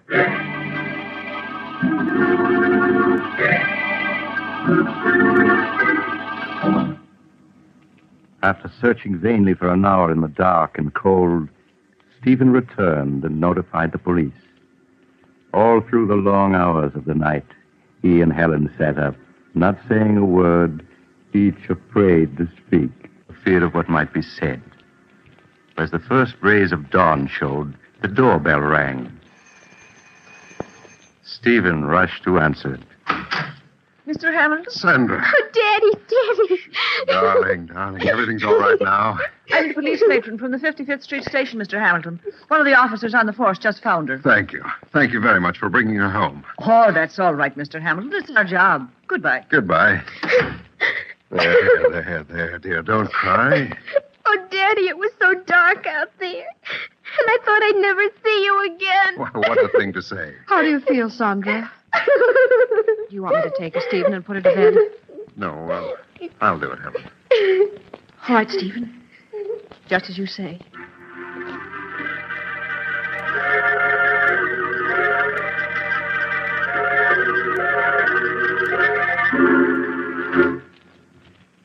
Is she all right, Stephen? Mm-hmm.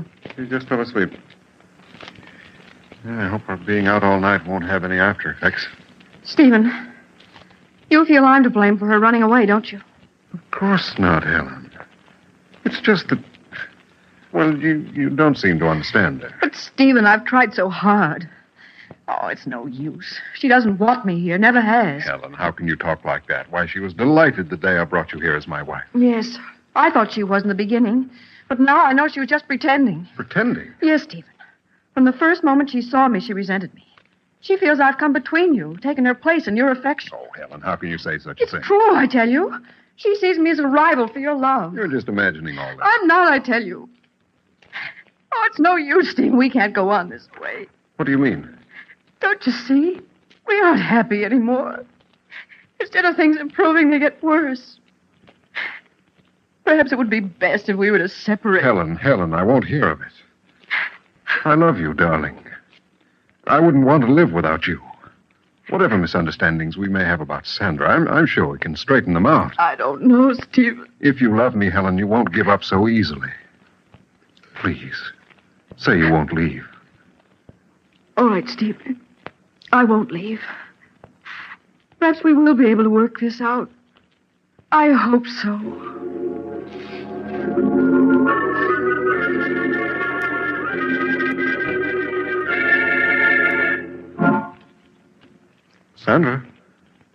Sandra, you awake, darling?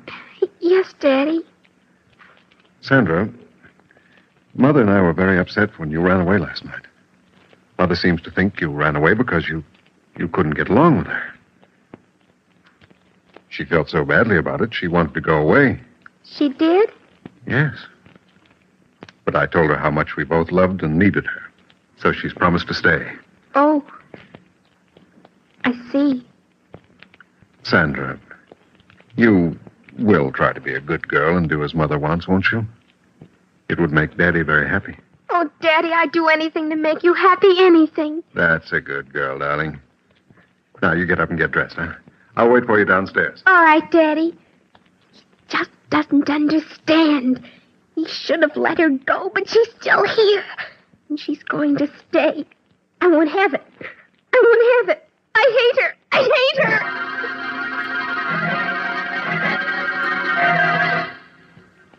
A week passed. A week in which Sandra's behavior pleased Helen no end. At last it seemed they were going to be the happy family she had always dreamed they would be. Helen, Yes, dear? will you bring my coat with you when you come downstairs? Sandra and I are going for a walk. All right, Stephen. I'll get it and be right down. Daddy, can we walk down to the river? Oh, we won't have enough time for that, Sandra. Stephen? Hmm? I have your coat, but I can't find your scarf. Oh, the scarf's down here, Helen. Just bring the coat. Oh, all right. Stephen, I hope... Helen. Helen, are you all right? Helen, speak to me. Daddy, is she dead? No, Sandra, don't talk like that. Quick, phone Dr. Smith at once.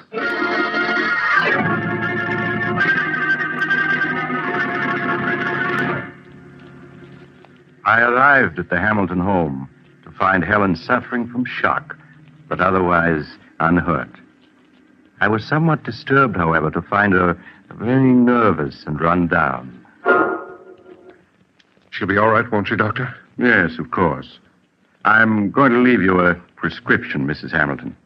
It's something that will help quiet your nerves. You ought to take it twice a day. Here's the prescription, Mr. Hamilton. Thank you, Doctor. I'll have it filled at once.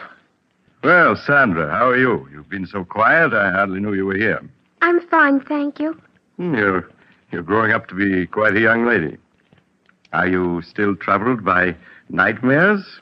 Yes, she still has them once in a while. No, it's just her nerves. If she continues to have them, you might give her some of the medicine I've prescribed for your wife. Well, I must be leaving. Goodbye, Mrs. Hamilton, and stay in bed a few days. I will, Doctor. Goodbye. Goodbye, Doctor.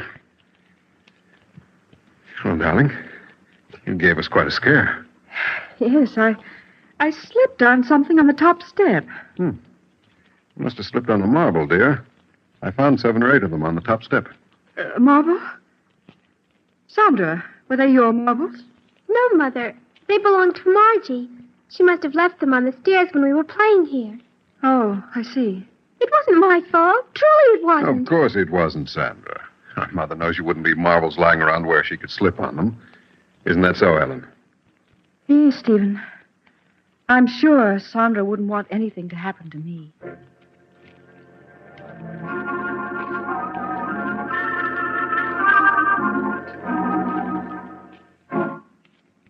Sandra, will you come into Mother's room a moment, please? Yes, Mother.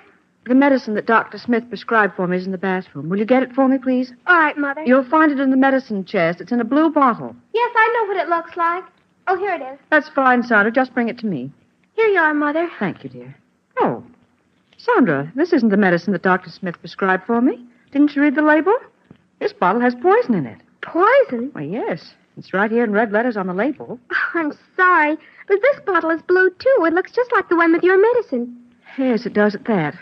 Now, I'll put this bottle of poison back and get me my medicine. Yes, Mother. I'll have to get rid of that poison. It's too dangerous to keep in the medicine chest. Would have been awful if you took the poison, wouldn't it, Mother? Or you might have died.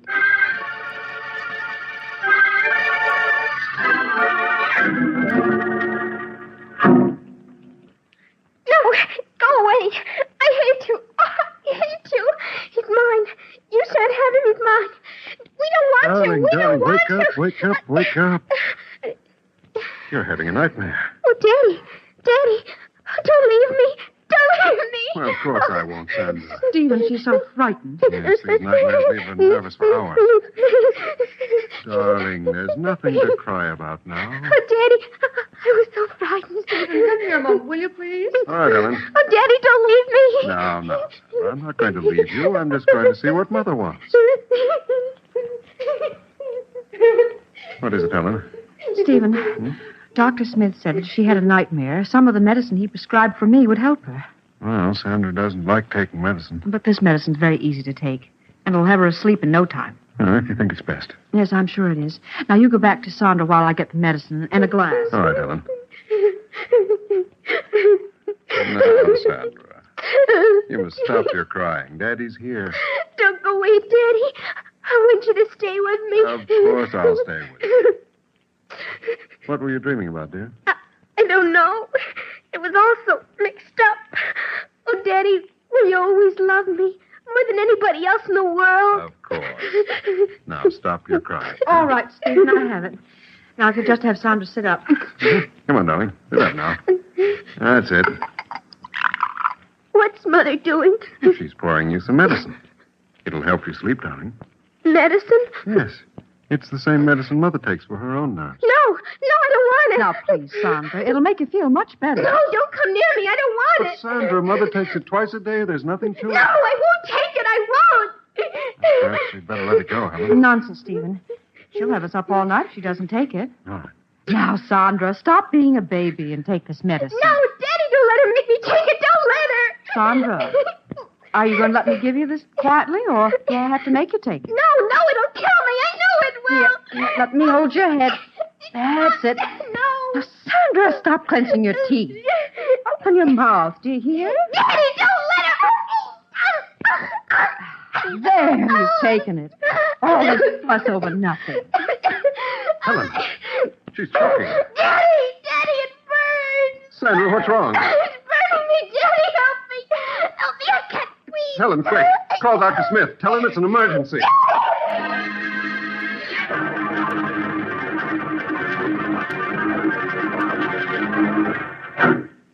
Stephen, here's Dr. Smith. Let me see her. She's been unconscious for 10 minutes now.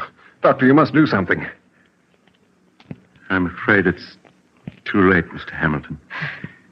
She's dead. Oh, no. No, she can't be. I'm sorry. How can she be?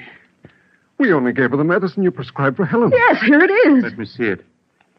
But this medicine wouldn't kill her. It's only a nerve tonic. You can see. Doctor, what is it? Why, this is the bottle, all right. But the medicine in it isn't the medicine I prescribed. But it is. I took some of it last night. I assure you, this isn't the medicine I prescribed. Then what is in that bottle?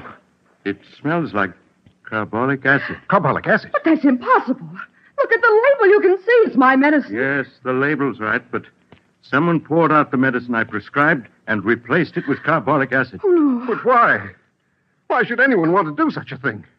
Who could possibly want to kill Sandra? Everyone loved her. Ask Helen. She'll tell you that Sandra... Stephen, why are you looking at me like that? Surely you don't believe I poisoned her. Stephen, no. No!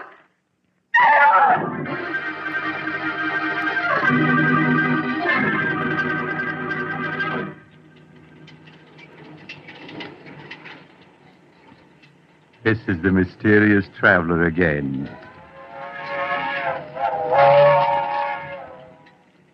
Have you enjoyed our little trip?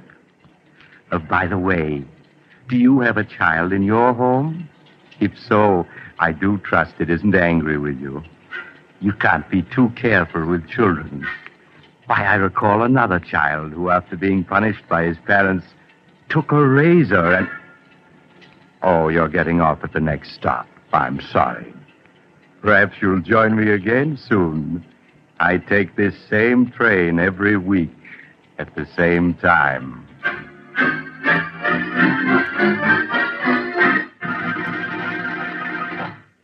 You've just heard Chapter 13 of The Mysterious Traveler, a series of dramas of the strange and unusual brought to you each week by station WOR.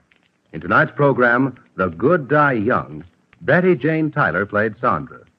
The Mysterious Traveler, written by Bob Arthur and David Cogan, is directed by Jock McGregor. Original music was played by Doc Whipple.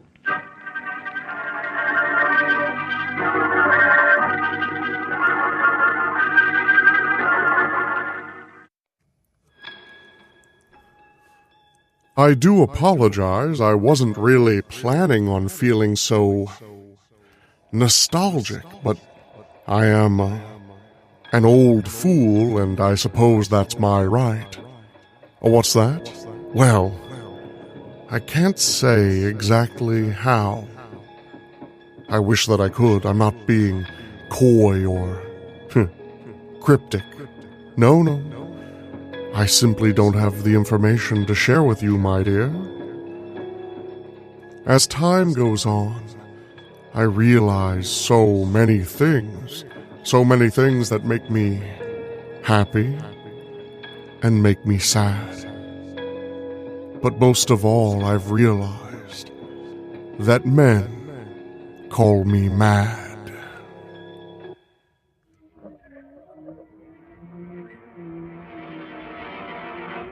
Dark fantasy.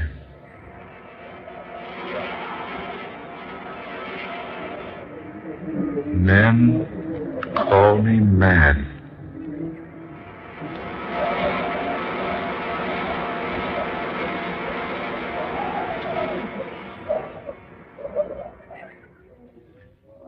Dr. West, will you please close the door? Certainly, Dr. Terhune. Now, gentlemen, I have summoned you, my two trusted and loyal friends, to divulge a secret that even I myself can hardly comprehend. You've made a new discovery, Charles? Discovery? Yes. I have found another world. A what? Another world, you say? Exactly. Will you please snap off the lights, Doctor? That switch there. Yes, certainly. Now, by means of this special projection machine, I'm going to show you something which will astound you beyond words. I must ask you to remain perfectly still throughout this demonstration. As the picture I'm about to show you progresses, I will explain in detail just what I have done.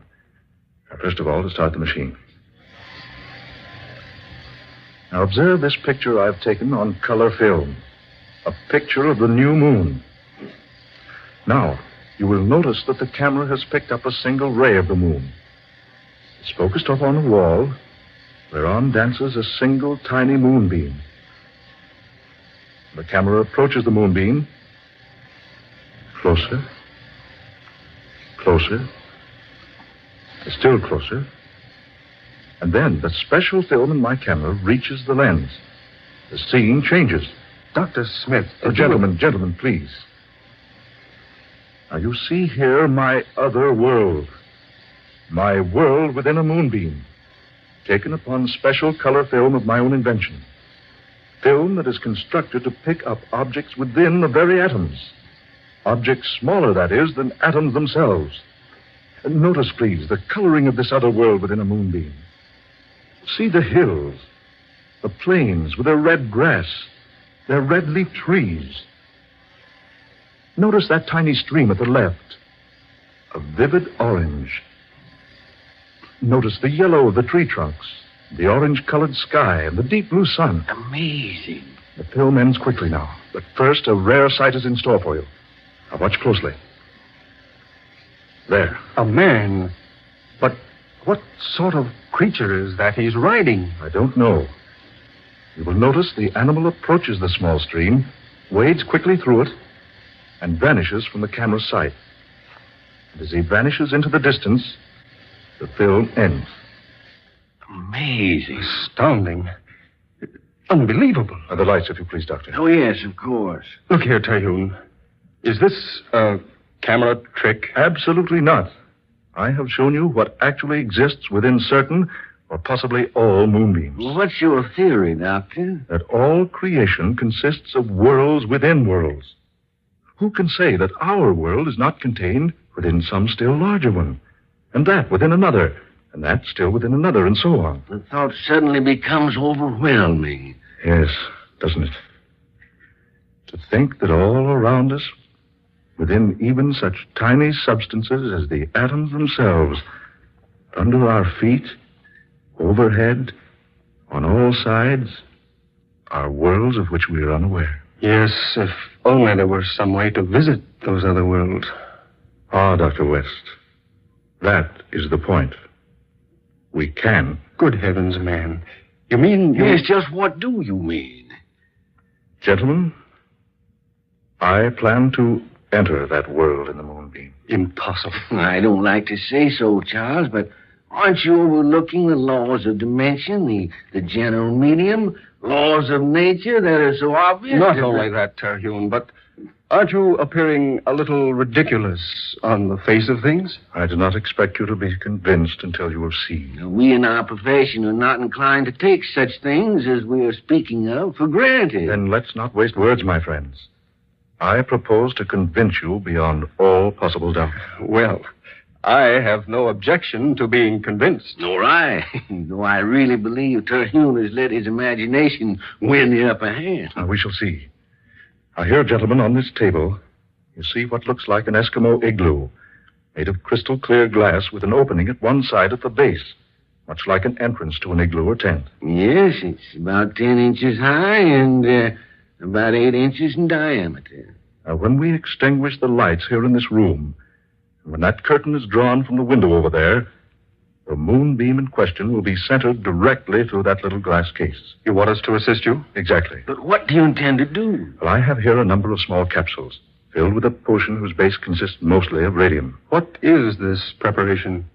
A substance which will cause animal matter to decrease itself many millions of times. In other words, you think it'll make you become smaller. Precisely. But small enough to enter the realm of a single atom?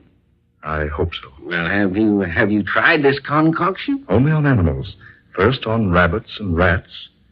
And just yesterday, I sent a dog into the world of atoms. But granting such a feat is possible, don't you think your clothes would also shrink with you? Well, I have found that any object in contact with the animal matter, at the time the capsule is consumed, will be caused to shrink in proportion with the animal matter itself. I found that out yesterday when I failed to remove the dog's collar. But suppose you consume too great a quantity of the potion. I have an equalizer, another mixture which will counteract the first capsule.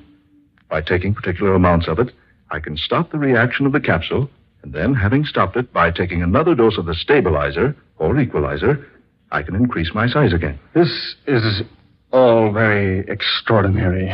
I plan to be gone quite some time. I'm asking you two to watch over this little glass case for a 4-day period. You can count on me, Terry. And on me. Good. Now I shall take a capsule. I'll begin to grow almost immediately. I've reached about 2 feet in height. I want you, Dr. Smith, to bend down to the floor and pick me up and place me on this table here, beside this little glass case, putting me directly in front of the opening or door of the case. Is that clear? Quite, yeah. Good. Gentlemen, my hand. Good luck, Charles. Smith? We'll follow your instructions carefully, Doctor. Good. I knew I could count on you two. Now the capsule.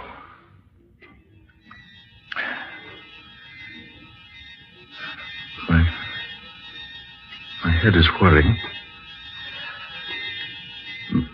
My ears are ringing. Eyes are growing dim. I have a sensation of emptiness in the pit of my stomach. Do you notice any change in my appearance? Good heavens. He's lost a foot in height. Why, you're growing smaller, Terhune. You are, man. You're actually growing smaller. He's 2 feet smaller now. I hope I regain my eyesight before I become too small. Are my clothes diminishing too? Yes, quite. I cannot describe my sensations. I feel a strange weakness. My senses seem to be deserting me. I find it rather difficult to talk. Look, he's just about 2 feet high now, Wes. Do as he told you, Doctor. Pick him up now. Place him on the table. Yes, just so. Careful now. There. Here. Put him closer to that door so he'll have no trouble finding it. Watch your arm, Doctor. Don't cut off the moonbeam. There. That's good. Say, he's only about 6 inches high now. There he goes. Into the glass case. See? The moonbeam is completely covering him. He's so tiny now you can hardly see him. The size of a small ant. He's faded into the light of the beam now. I wonder what he'll discover in there. I wonder what he'll discover.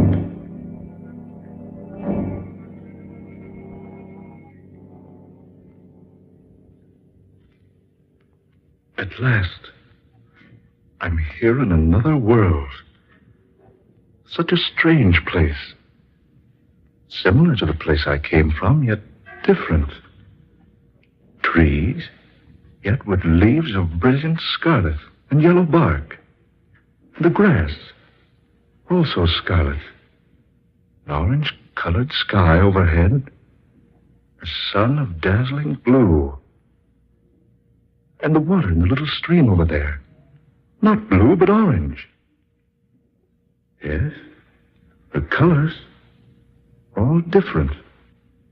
But everything else correspondingly the same. Why do you speak so strangely? Oh, I beg your pardon. I thought I was alone.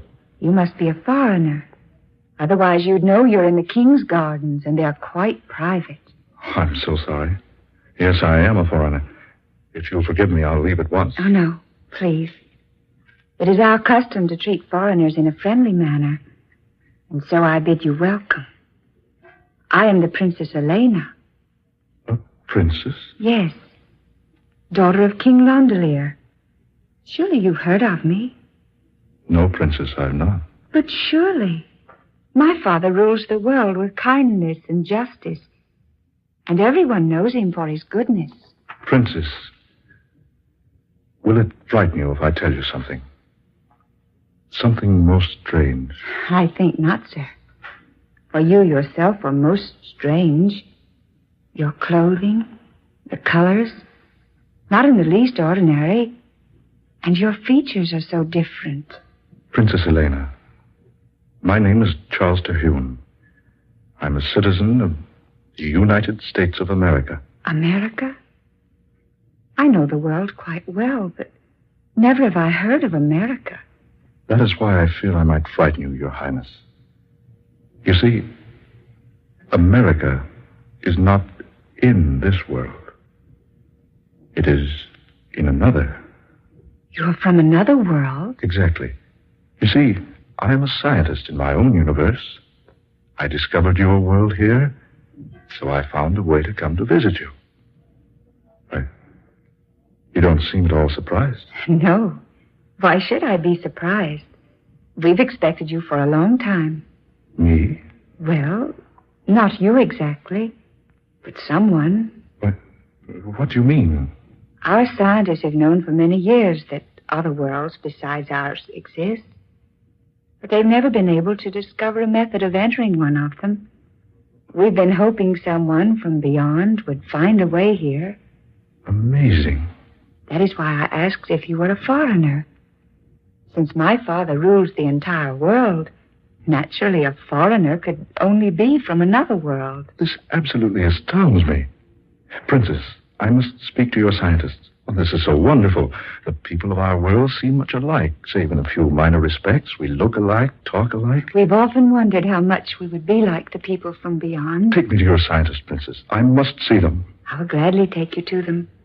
But first, I must warn you. You're in great danger. Danger? Our world is doomed. We're falling victims to a strange malady, which none of our doctors or learned men can overcome. It is slaying our people by the thousands. A plague? Yes. A mysterious disease, one we've never encountered before in all history. If you would save yourself, use whatever method you have, and return to your own world before it's too late. One moment. Princess, will you take me to your father? I don't know why I say this, but perhaps I can help. Oh, no. No, save yourself. I beg of you. Do not remain here to perish. Please, Princess. At least allow me to try to help. You're either very brave or very foolish. Brave or foolish, take me to your father. Very well. But he will only warn you, as I have done.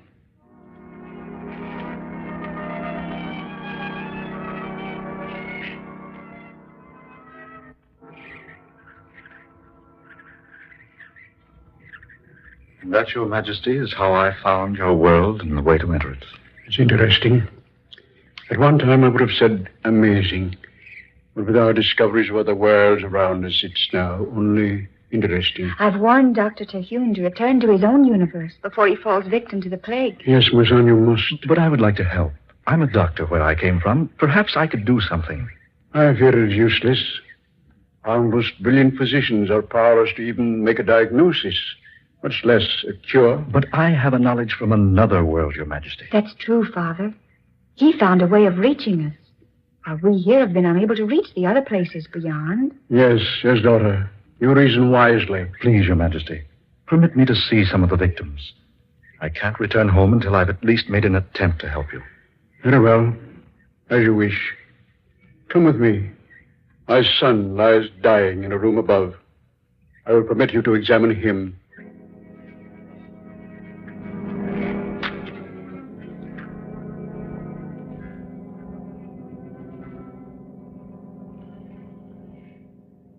Well, Dr. Terhune? Your Majesty. Dr. Terhune. Heavens, man, this is typhoid. Typhoid? But what is typhoid? We have it on our Earth. But tell us, do you know the cure? Yes, Your Majesty, I do. Take me to your nearest medical laboratory. We must prepare a serum, huge quantities of it. We must send it to all parts of the world immediately if we're to save your people.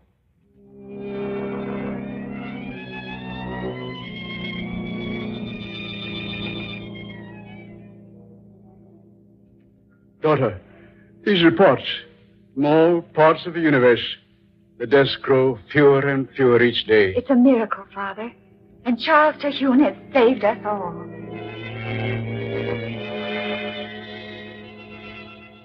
There have been no typhoid deaths now for 3 days. I know. Our fight has been won. The people are clamoring for you, Dr. Terhune. They almost consider you a god. I am no god, Princess. Merely a man with a little knowledge. But you came to us like a miracle man, in time to work the greatest wonder of all history. I'm happy that my journey here has been for a purpose. Anything you ever wish in the world will be yours. I know, Elena. There is so little I want. And yet, so much. Will you remain here with us? Forever? I cannot, Princess. You called me Elena a moment ago. I cannot, Elena. I must return to tell my people what I've discovered. Oh, but if you go now... Yes, Elena? Oh, why must we always be governed by rules of propriety? Elena, if you're thinking what I hope you are... Charles? Elena, my darling. Is it wrong to say I love you? Charles, is it wrong for stars to shine? Or for flowers to bloom? Oh, my darling princess. Charles. I love you, Elena. And I love you. Please, don't leave me, my darling. Just for a little while. I will return to you, Elena. I promise. And I will wait for you, beloved. And when you return, nothing in this world or any other will ever take us apart.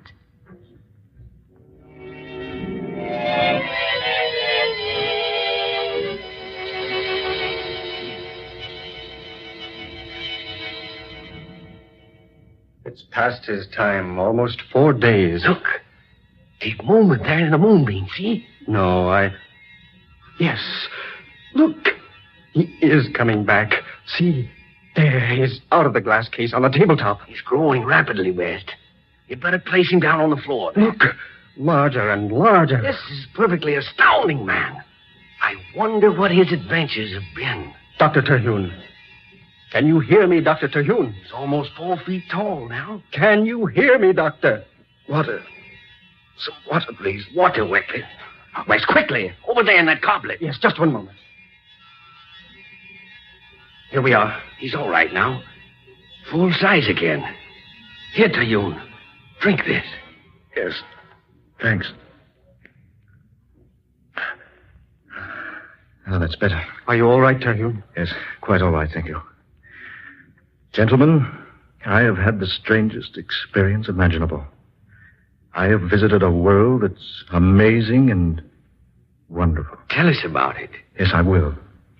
When I became small enough to enter the moonbeam, I found myself in the exact spot you two saw in the picture I displayed for you.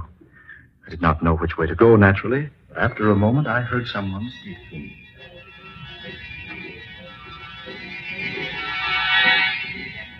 And that, my friends, is precisely what happened to me. And you say those people knew all about the existence of other worlds, but were not familiar with such a disease as typhoid. Exactly. You must have been somewhat of a hero to him. Yes, somewhat. You know, if I hadn't seen this demonstration with my own eyes, I'd never have believed it.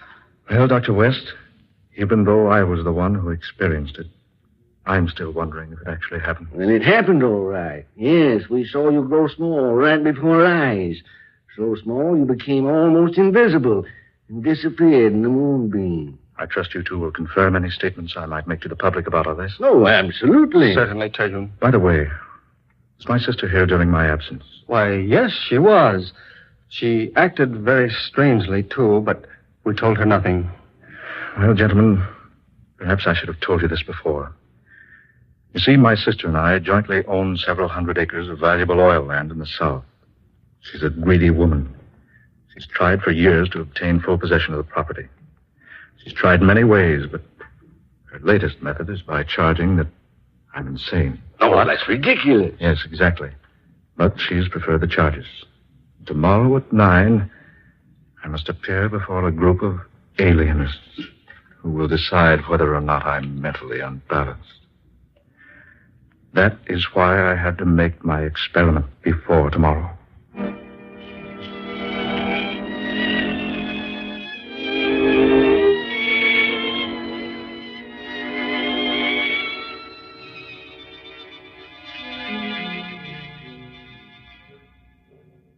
Dr. Terhune, you've been carefully examined by this impartial and experienced board of alienists at the request of your sister.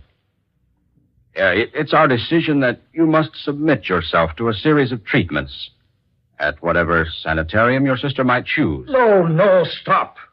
This has all been so irregular, so unfair. You think I'm mad. Well, the story I've told you is true. I can prove everything I've said. Please, Dr. Terhune. My two friends, Dr. West and Dr. Smith. Ask them. Why haven't you let them testify for me? They saw it. They'll tell you everything I've said is true. One moment. Yes? Oh. Yes, he's here with me now. I see. Yes, all right. I'll tell him. I'm sorry, Dr. Terhune. I'm afraid I have bad news for you. Doctors West and Smith were to have testified in your behalf. But I've just received word that they were both killed a few moments ago in an automobile accident.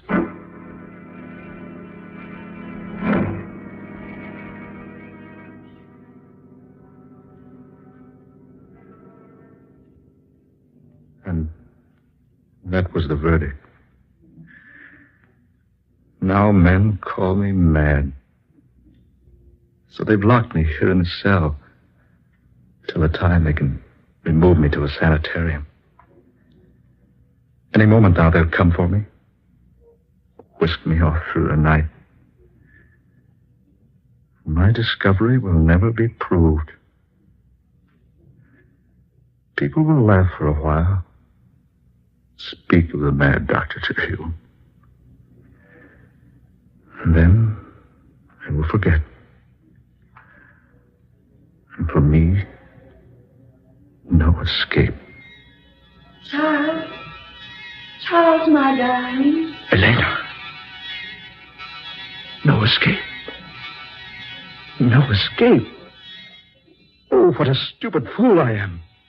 The moonbeam, of course. The moonbeam.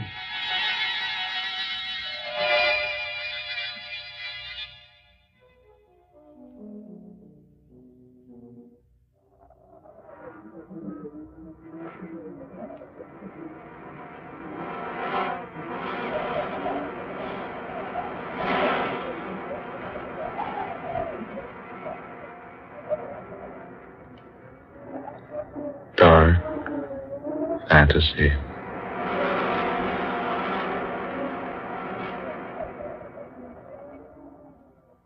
Men Call Me Mad, an original tale of dark fantasy by Scott Bishop. Ben Morris was heard as Dr. Charles Terhune. Eleanor Naylor Corrin was Princess Elena. Fred Wayne was King Londelier. Murillo Schofield was Dr. West. Muir Height was Dr. Smith. And Darrell McAllister was the specialist. Well, my dear, I suppose we've had another fine evening. I do so appreciate your company. And I do hope you'll be back again very soon. I'll be here. You know when, you know where. Don't worry, I'm going nowhere, and fast. But now it's time, as the sun prepares to rise, for you to go home and place your head on that soft, delicate pillow, rest that soft and delicate neck, and drift off into the land of Nod. But as you make your way home, as you go through the woods, over the river, past Grandmother's house, well, all I ask before you lay that head down and send yourself to the land of Nod is one thing, aside from coming back soon. As your eyes get heavy, take a moment and be thankful for what you have, and I'll be waiting when you need me.